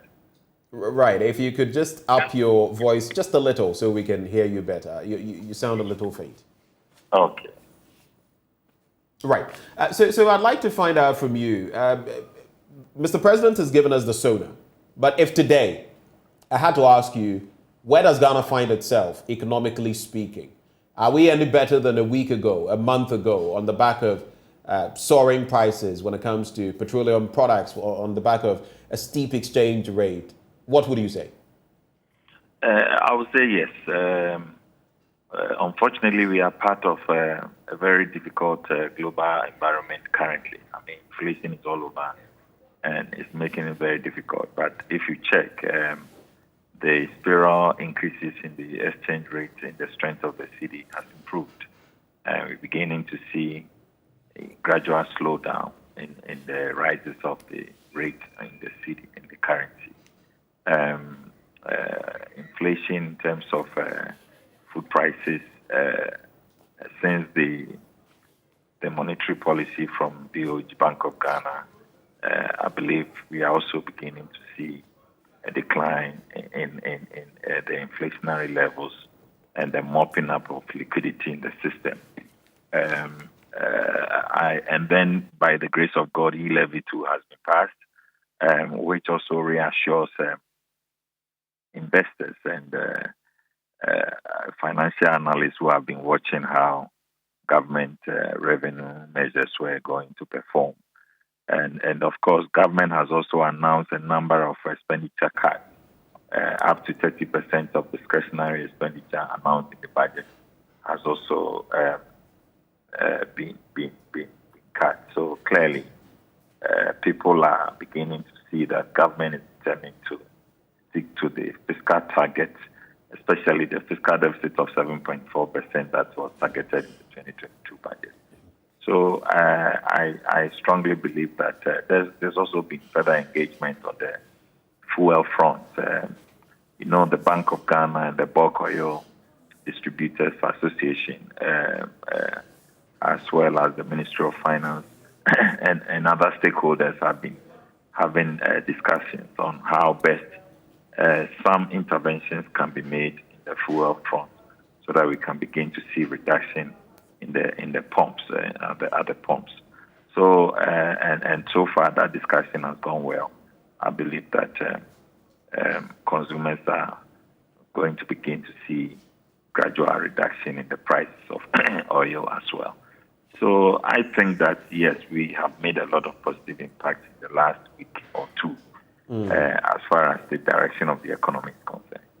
Okay, so a positive impact nonetheless, but people are still complaining. If you go out there to market, people are complaining about very steep prices. Again, from my last check, and you can correct me if I am wrong, the dollar to the cedi is just about 7.4, 7.5, and against the euro and other currencies, the Great British pound, even higher than that. The prices of the pumps are still high. They have gone down just a tad, 15 pesos here, 20 pesos there, but they still remain very high, to the point where transport unions have threatened that they would up the ante one more time. But I have two quick areas I want you to look at, which a finance guru himself, Kwame Pienim, has been sharing his thoughts on. One, he says we are saddled with too many of these flagship programs, and we need to take a second look at them, from free SHS to 1D, 1F2, the whole haul. We heard ahead of the SONA that there would be no consideration when it comes to the flagship programs. Again, Kwame Kwame Pianim has been speaking about the fact that there are non-performing state-owned entities and that we have to look at them as well. If they are not performing, let's do the right thing. Stop funding them, privatize, whatever, but let's only focus on the core ones like the Ghana Water Company Limited, Electricity Company of Ghana. Solidify those ones and let the rest, let the cookie crumble where it will. What is your quick take? Very good suggestions. I agree with him on one. I don't agree with him on another. I agree with him on the SOEs. Obviously, if you are setting up institutions that are not giving the necessary results and costing government losses, then there's obviously a need to look at the option of privatization and allowing it to be run commercially on terms that the same SOEs in the private sectors are doing better. So what is it that when it is government in charge, they tend to underperform? So these are obviously good suggestions that is open up for discussion. And I believe ACCRA and even the Ministry of Finance are working at the moment on various options to send various proposals to Cabinet for consideration. So are you saying, just to clarify, are you saying that so there is a move, something is in the offing to trim down when it comes to our SOEs and the drain of our economy? Because we know a lot of the time, a lot of them are actually posting losses year upon year. Yes, government itself has expressed concern about the role and performances of these SOEs. And currently, as we speak, I can assure you that work has been going on to assess each of these SOEs and to be able to analyze their performance in terms of their balance sheet and profitability and what can be done, the various options that are open to government. And very soon, I believe those proposals will be presented to Cabinet for further action. So I know something is being done through ACCRA and the Ministry of Finance and all the SOEs. What is the plan? To privatize them? What do we do with them? To stop funding them till they post profits? What is the plan? Just share with us.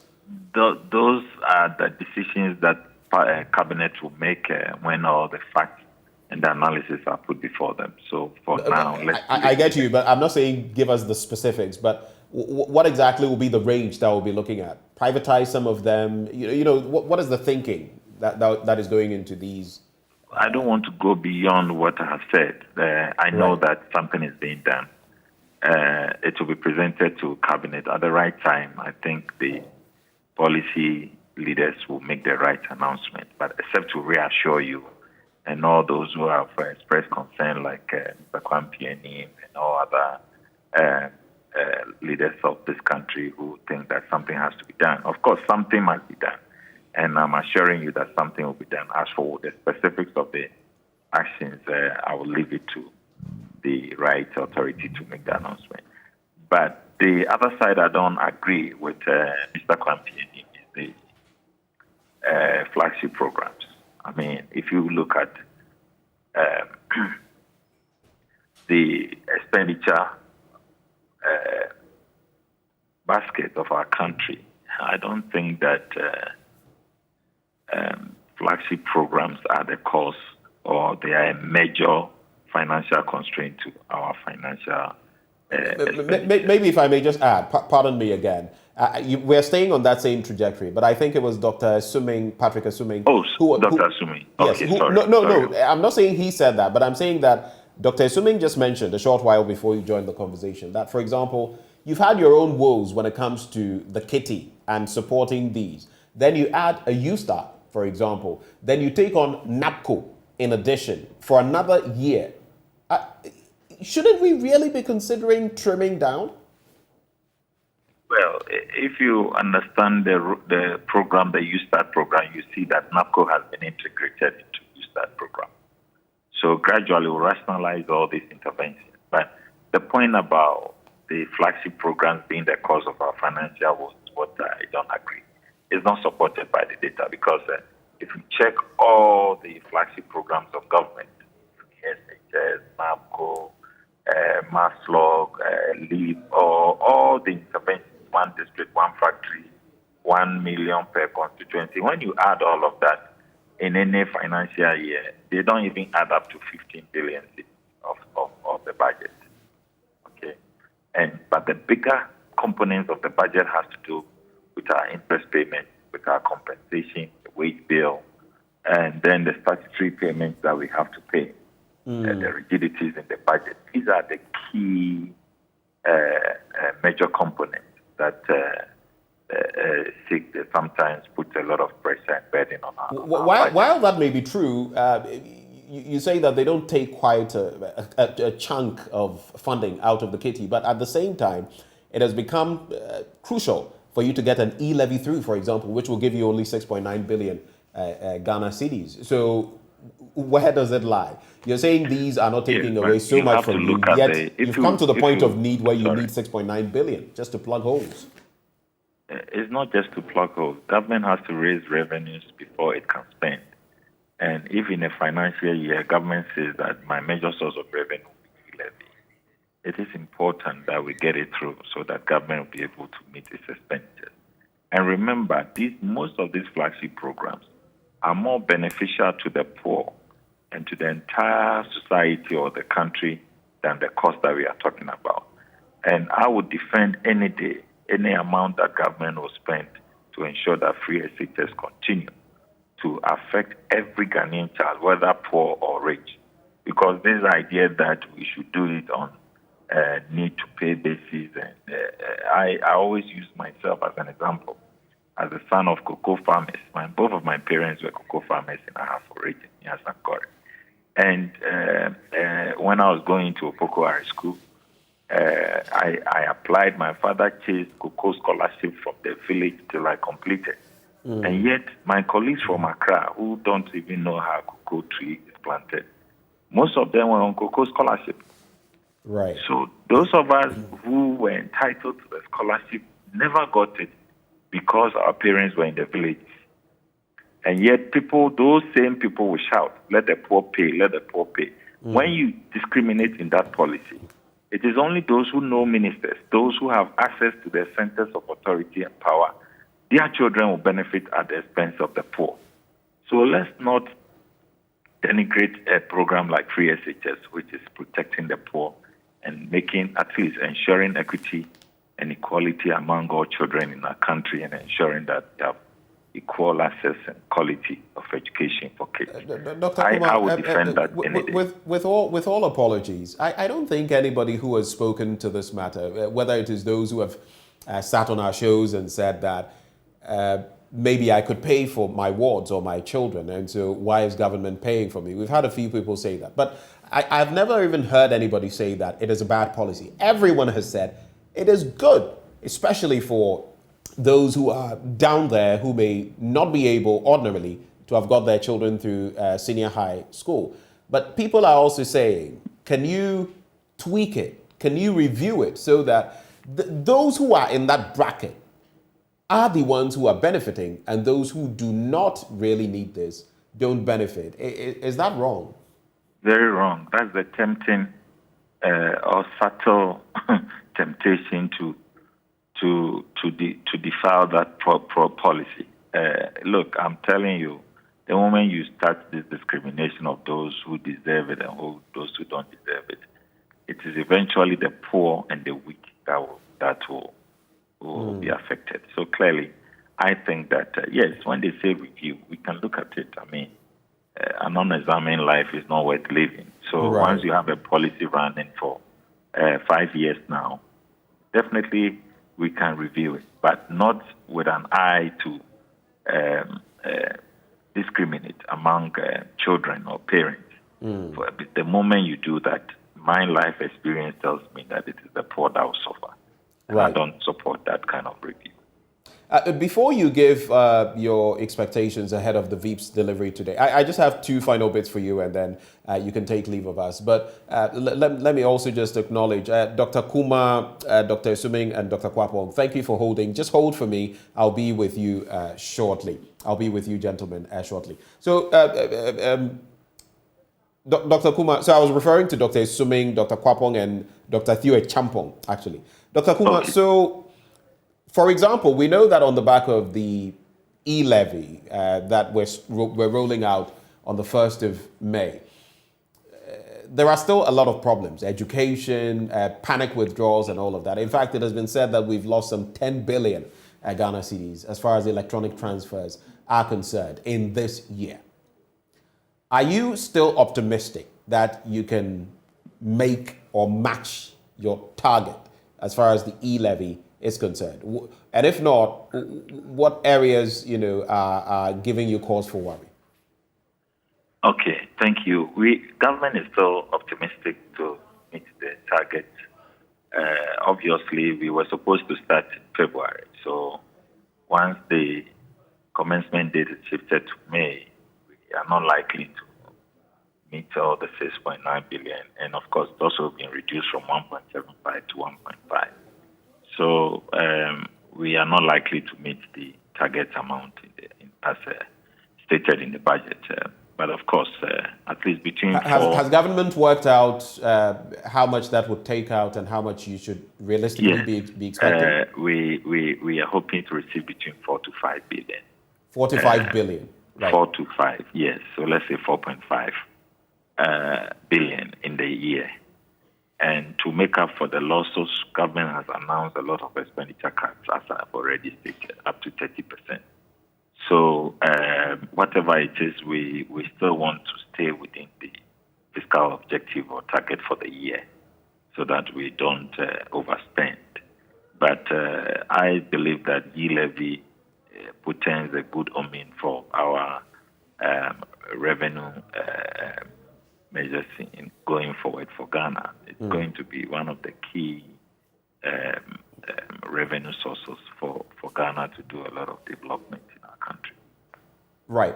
My final bit to you, Dr. Kumar. The Vice President, Dr. Mahmoud Bawumia, speaks to the nation today on the economy. What are your expectations? Obviously, His Excellency, the Vice President, Dr. Bawumia, has been a potent voice on the economy of Ghana. And every time he speaks, he is able to restore hope and confidence in the management of the economy. I mean, he has shown over time that he understands how the structure and effectiveness of the Ghanaian economy. And yes, in spite of the challenges that we are going through, and it's not only a Ghana situation, I believe that he will be able to, after his speech, restore that confidence that Ghanaians have in him and in the management of the current managers of the economy. That despite all the global and external difficulties that Ghana is currently going through, at least they have the answers to take us out and to make sure that the economy rebound at very faster rate and to restore economic indicators in the country. Dr. John Kumar, thank you so much for engaging us this morning. We're very grateful for your time. And that is a Deputy Finance Minister, Dr. John Kumar, who joined the conversation. Let me come to Dr. Patrick Suming. You had only one bite. I just want to start off from where Dr. Kumar left off. He's projecting that on the back of the fact that we've not started with the e-levy as per plan, and again, we have reduced it from 1.75 to 1.5%, he is thinking the projection by government is that they are going to rake in between 4 and 5 billion Ghana cedis, or approximately 4.5 billion, quoting him. Is this realistic? Yeah, I think it's. I will be surprised I will be surprised if they're able to raise the higher end of that range. That's the 5 billion. I think it's going to start in May. That is 4 months gone. And then I always sense that I think the government seems to underestimate what the public reaction will be. I think, many more people, at least in the interim, will avoid the tax more than they are projecting, I think. So the last, I think, in fact, the Deputy Finance Minister who just spoke is the one who has previously said that in the first 3 to 6 months, in particular, mobile transactions may drop by 24% and then subsequently recover. I think if you look at the initial reaction in terms of the panic withdrawals that we've seen and the analysis that Dr. Champon made from the Bank of Ghana's data, we should be a little bit more modest in how much we expect to raise from the e-levy. So I think it still looks optimistic from where I sit. That is it too optimistic? Too optimistic? Well, I generally think it's 5 billion would definitely be optimistic. But we wait and see how the start will go when the implementation starts. I think from where I sit, the demand for mobile services and electronic services are more price elastic than the government is probably projecting. So I'll be surprised if they raise that much. Okay, Dr. Theo Champong, let me come to you on this bit. So 2 things Dr. John Kumar said. One is that they are not going to touch the flagship programs, but he believes that some of the state-owned enterprises should be touched and that there are plans in place to deal with that. And then again, the projection when it comes to the e-levy, 4 to 5 billion Ghana cedis. And his projection is actually 4.5 billion. Your quick take on that? Let's start with the e-levy. I kind of align with what Patrick is saying. With the reduction in rate and with the foregone 4-5 months, and also with the sensitivity in terms of the consumer reaction to it, probably 5 billion is a bit of an overstretch. But look, the jury is out on this. We all see how things play out down the months to come. I do agree with Dr. Kumar John, in the sense that if you look at the expenditure line items, the 2 or 3 biggest things we pay for is interest payments, which now is actually the biggest line item, and the compensation of government workers, employees on the payroll. So if we really want to tackle the reforms, then that is also one area that is fundamentally very, very, very important. How do you reprofile your debt and extend either the duration or the tenor, and be able to access other lower end forms of borrowing? So for example, like the green bonds, and that would go to finance climate related projects. Second thing also to do is, we've been talking a lot about payroll reform in this country, from the controller through to GIFMIS and you name it. But a number of the reform items are still stalled or have still been stalling. And I think this crisis offers us an opportunity to really fundamentally address the problem of payroll reform. Same thing with the SOEs. Do you know that if you look at the 2020 state ownership report, which covers 137, they call it special interest entities, of the 137, 47 or so of them are SOEs. But the report actually makes a very damning reading, right? That the overall financial performance of the state-owned enterprises in 2020 revealed a net aggregate loss of approximately 2 billion compared to a loss of about 586 million in 2019. So we are hemorrhaging a lot of money through the SOEs. And I fundamentally agree that we need to go back to the rationalization and in part the privatization agenda that we started with. And then lastly, the other one we haven't perhaps all talked about is the tax exemptions issue. There is the tax exemptions bill. It's been sitting before the House since, I think, April of 2019, and it has never been passed. The government indicates that they would want to get it passed this year. And if the crisis has taught us anything, it teaches us that a lot of the avenues through which we're losing money is actually through these, exemptions that we've been giving out like confetti to all manner of companies that hitherto don't deserve. So I think we need to do something about that and urgently call on Parliament to actually pass the tax exemptions bill, because that could save us anything up to 1.5 billion USD. So the estimate is that we're losing about 2% of our GDP through these, loopholes and channels. So there are opportunities, clearly, as you can see, to plug the loopholes, but also to sustain the financing that is required to develop broader economic gains for all of us all. Right. Dr. Kwapong, very quickly on that same point, as we get ready to wrap, and I'll take your expectations ahead of the Vice President's delivery. So quick thinking on those 2 points, that the projection is that they will raise about 4.5 billion, between 4 and 5 billion Ghana cedis. And the other bit about not being willing to let go of some of the flagship programs, though they're causing us to bleed. Very quickly on that. Okay, so just like Dr. Sumeng and Dr. Theo Champol have said, that if you look at the reduction in the rate, the fact that we've lost almost 4 months of the implementation of the e-levy, that perhaps the projection is quite optimistic. But again, as Theo said, the jury is out on that. And then at the same time, I think one of the things we haven't also factored in is the pending suit before the Supreme Court on even whether there was quorum or not to pass the legislation. And so depending on how that turns out, that may also even have an impact on this as well.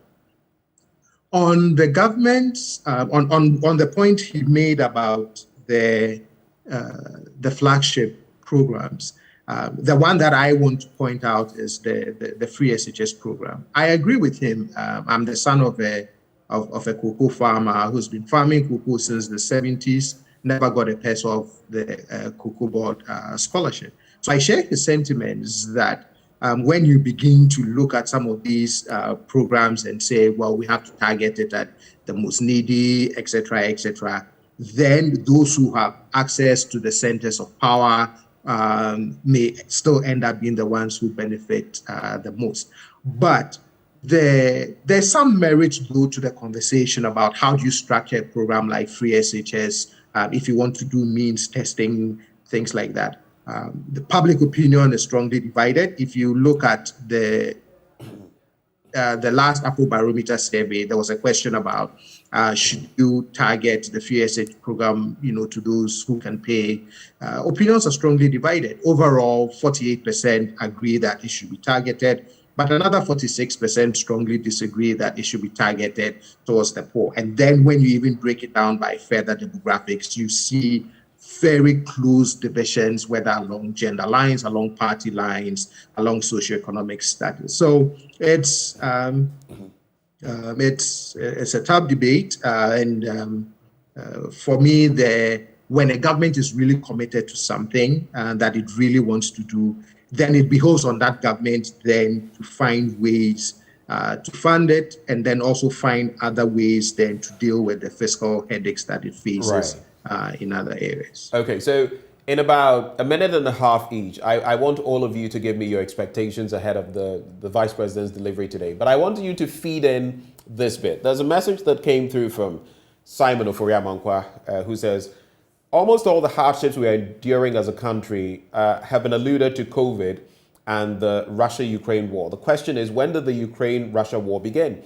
What happened to all the funds voluntarily given to government from different organizations for the fight against COVID? Were those funds properly utilized? Let's take stock of the fact that I think it's the Americans recently who just a few days ago spoke about giving us more support for dealing with COVID-19.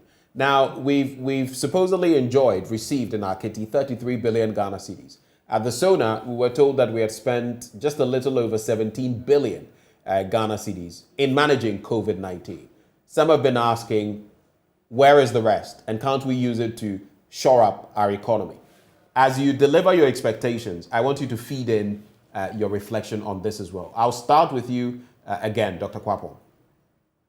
Okay, so what do I expect? And yes, I always say that there's no single causal explanation for any phenomenon that one observes. So Dr. Champo actually said, look, there's COVID, there's the war, there are other factors that contribute to all of that. The question is, to what extent did all of these different factors, really contribute to the fiscal challenges? How much of the the blame can we apportion to something like COVID? And also given the fact that there were also certain interventions and certain external support to help cushion us against the ravages of COVID, which I think globally everyone would agree that it really did have quite an impact throughout every country's economy in every sector. In terms of the Vice President's upcoming speech on the economy, I do suspect that one of the things he will do is to paint the picture of where the country was prior to his government taking over, the efforts that his government made once they got into office, some of the positive trajectory they were seeing in the first 2-3 years of being in office, probably acknowledge the challenges they face, but I'm sure he would reinforce the message delivered by the Honorable Finance Minister that whilst we face certain challenges, we've introduced some measures, and this is, and we are of the view that these measures are going to help us bounce back and grow a much stronger, resilient economy. That's for me is essentially what I believe the speech would cover. At the end of the day, when all is said and done, you just hope that some of these policy interventions would really translate into actual outcomes in terms of the bread and butter issues that people face. Because ultimately, citizens are the judges of these things, and I think the extent to which they feel it in their pocket is how they would judge whether a policy intervention has worked or not. For you, Dr. Champo, weaving in your expectations, weaving in the bit about the question that was posed. So my expectations, look, there's nothing new, in my view, that will be said that we don't already know, right, about the challenges that the economy is facing. I think if any, what the Vice President may try to do is to, like John said, go back into the historical context, but also paint it with a bit of a political lens, because remember that it's a platform.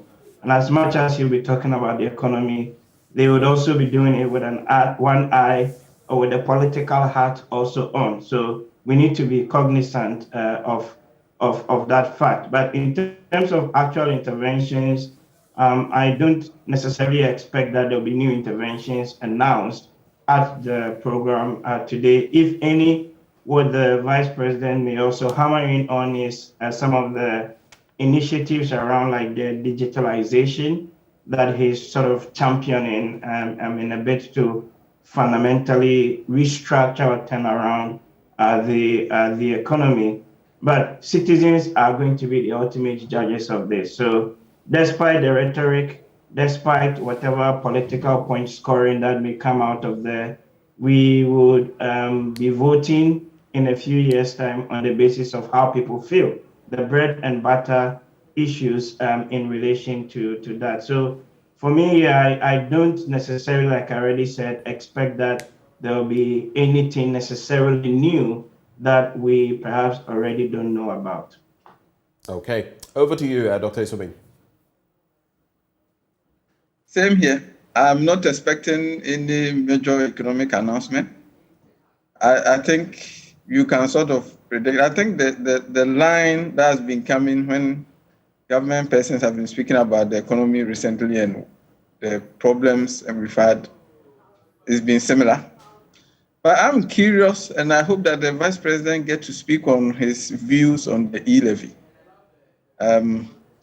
Because he has in the past spoken about giving a position on the e-levy. So I think to be curious if, that he speaks on it, or at least someone gets to ask a question about what he takes on the e-levy. And then also, I think that we hear a lot about the digitization agenda. because he's spoken a lot about that. I think that he will probably also speak a lot. I hope that he speaks a lot more about how that agenda is helping government, is going to help government finances.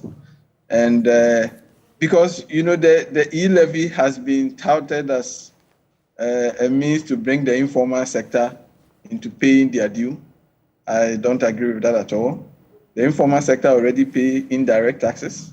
What they don't pay is direct taxes. So if you want to bring them into paying their taxes, it shouldn't be a transaction tax like the e-levy. So I hope that, the Vice President takes time to address that aspect. But finally, there's been a lot of discussion about government finances and fixing our deficit and our debt. We have to grow the economy, ultimately. I think that's really fundamental. I think because of what has been happening with our finances, it looks like we spend so much time on that, forgetting that we have to grow the economy and we have to make sure that ordinary Ghanaians are benefiting from the growth. And I do hope that as an economist, he will touch on those issues. Right. Well, gentlemen, it's been good, getting your thoughts on all of these matters. And post the speech or the delivery by the Vice President, we'll get your take moving forward as well. But we're immensely grateful to you, Dr. Theo Echampong, of course, Dr. Patrick Esuming as well, for joining the conversation. We also had joining the conversation Dr. John Osei Kwapon, a CDD fellow. And at a point, we also had Dr. John Kuma, Deputy Finance Minister. Gentlemen, we're so grateful for your time and do have a wonderful day. Thank you. Same to you. Thank you. Great. And moving on from there, we'll take a bit of a breather. When we return, it's all about our Living Standards series. We've been visiting farmers in Brekusu, some of whom are deserting their farms to do other things on the back of the economic constraints they are facing. We'll be telling you more about what exactly they told us right here on the AM show. That's up next. Do stay.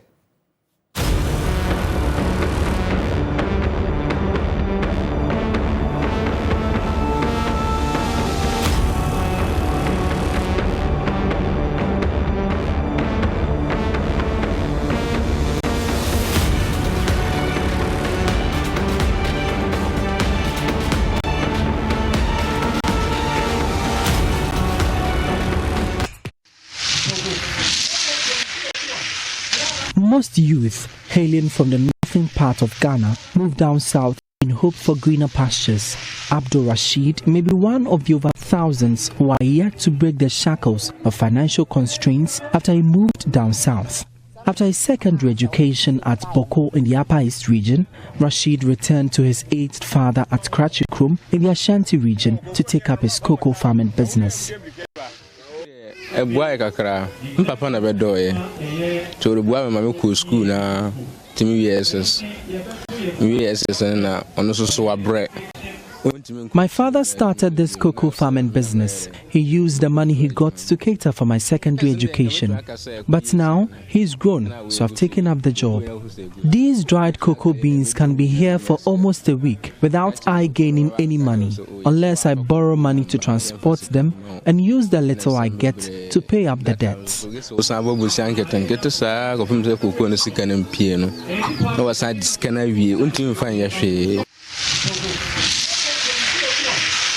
Cocoa, as a golden commodity, provides livelihood for over 700,000 farmers in the southern tropical belt of Ghana. Rashid hoped the cocoa farming business, which catered for all his secondary education expenses, would do same now. But times are not the same anymore. Recent inflation in the country is crumbling his cocoa farming business. Cocoa na eteno. Beko akodono.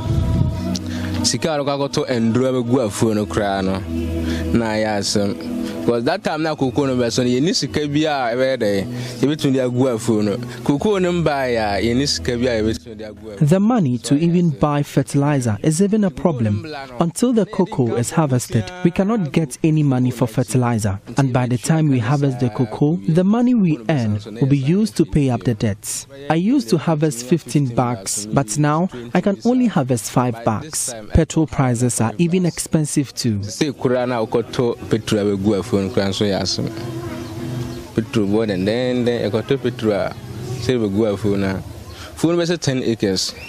Guess a top as 5 gallons be and son to me was 1 gallon be and 450. And we now again say.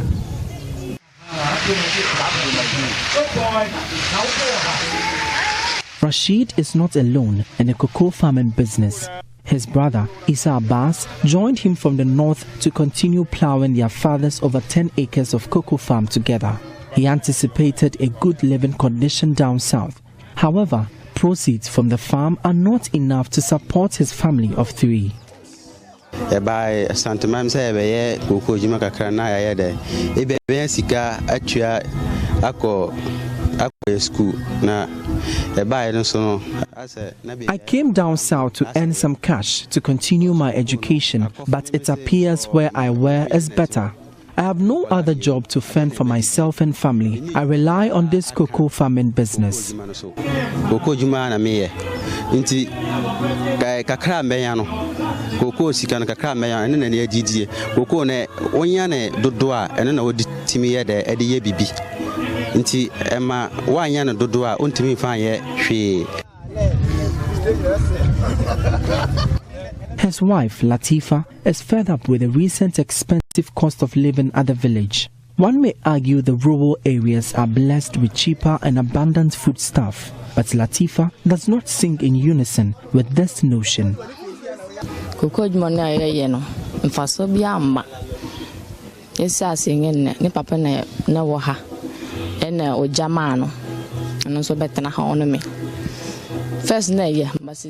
We are not earning enough from the cocoa farm. It was better before, but not now. I've even suggested to my husband to stop farming and find another job.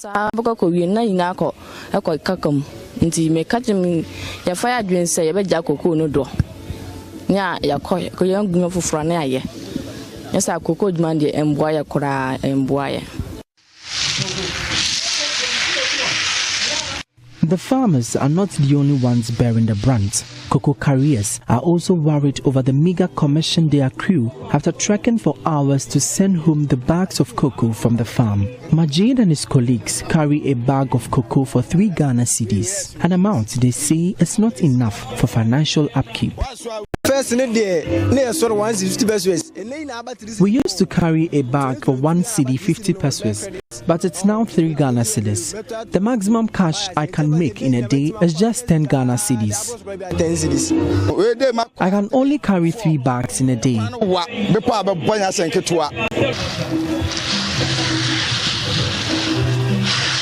Despite cocoa being a rich source of Ghana's income, these actors in the cocoa industry cannot say the same about their livelihoods. Well, on the back of that reality where those in the farming business are bleeding, so to speak, we're joined by Reverend Evans Tre Mensah. He's CEO of ACCRA Impact. Reverend Mensah, thank you so much for joining the conversation. I think you'd have to unmute so we can hear what you're saying. Right. Right. Okay. Thank you. Benjamin, thank you very much. As you can see, I'm in traffic to the airport to catch a flight to Kumasi. Right. So it's all business. It's all business for you this morning. Good to hear.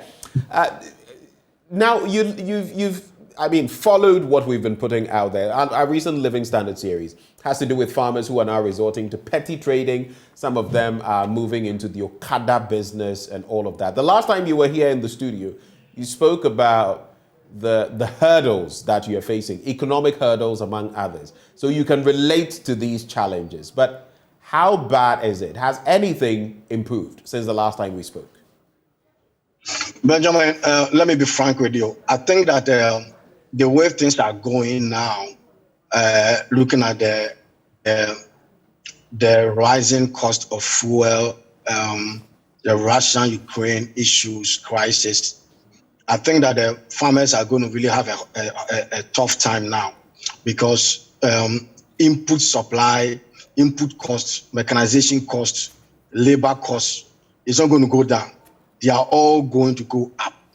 And that means that production cost is going to be high, at a very astronomical level. And that will be very serious because it's going to affect productivity. It's going to affect labor, how many people that we are going to employ on the farm to help us. It's going to affect even efficiency of the labor work on the farm. Because normally when we get them on the farm and they are working, they are helping, what we do is that we give them lunch, okay? And that lunch is a cost on us, okay, personally. But now that things are hard, food prices are up and all that, it will be very difficult for me to pay labor costs and at the same time pay for food for food. So things are tough. I can really feel how the farmers are going through. I saw the documentary, how the young guy is saying that it was even better for him to have been in the north than to be here. And I can agree with him because this is a very, very, very, very unlucky situation for us as farmers. But there is still hope. I see hope. The reason why I see hope is that we are believe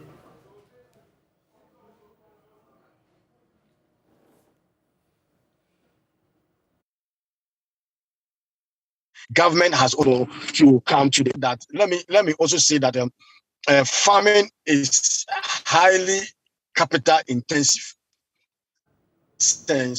Anything that affects the exchange rate, anything that affects fuel will automatically affect us. And that is why we want the government to be at the forefront, leading this charge, making sure that farmers, have incentives that will be able to help them to be able to do the work that we are doing.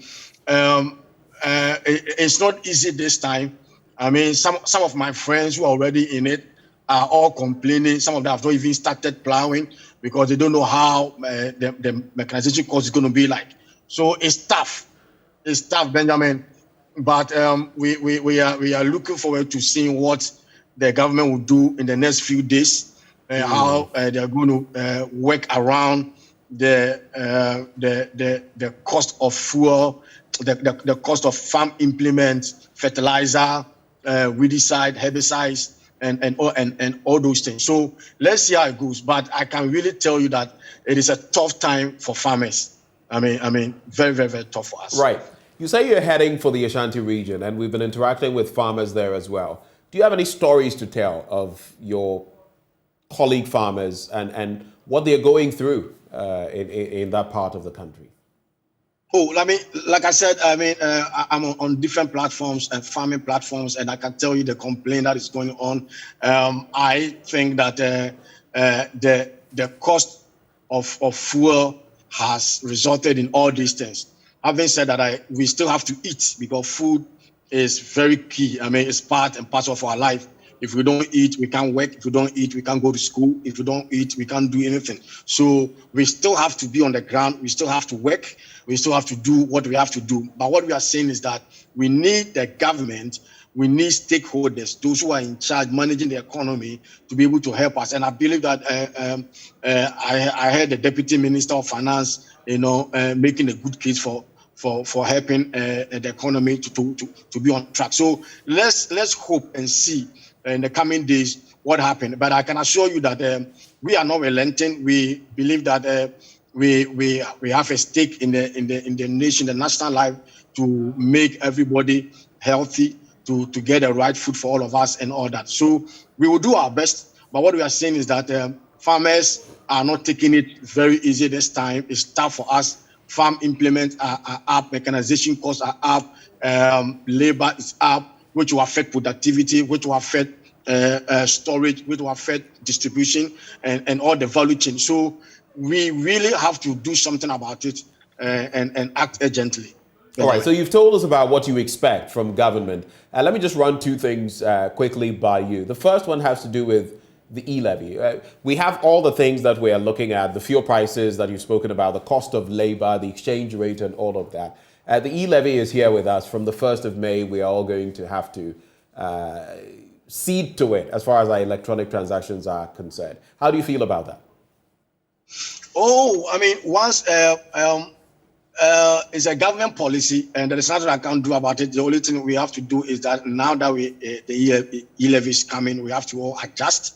We have to plan our lives very well around it. And also, like the business I'm doing, I need to now begin to cut certain quote and unquote unwanted stuff that may take some stuff out, eat into my budget. So it's about planning, it's about management, and we are saying that.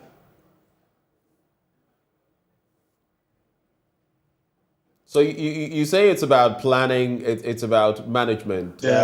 As the e-levy.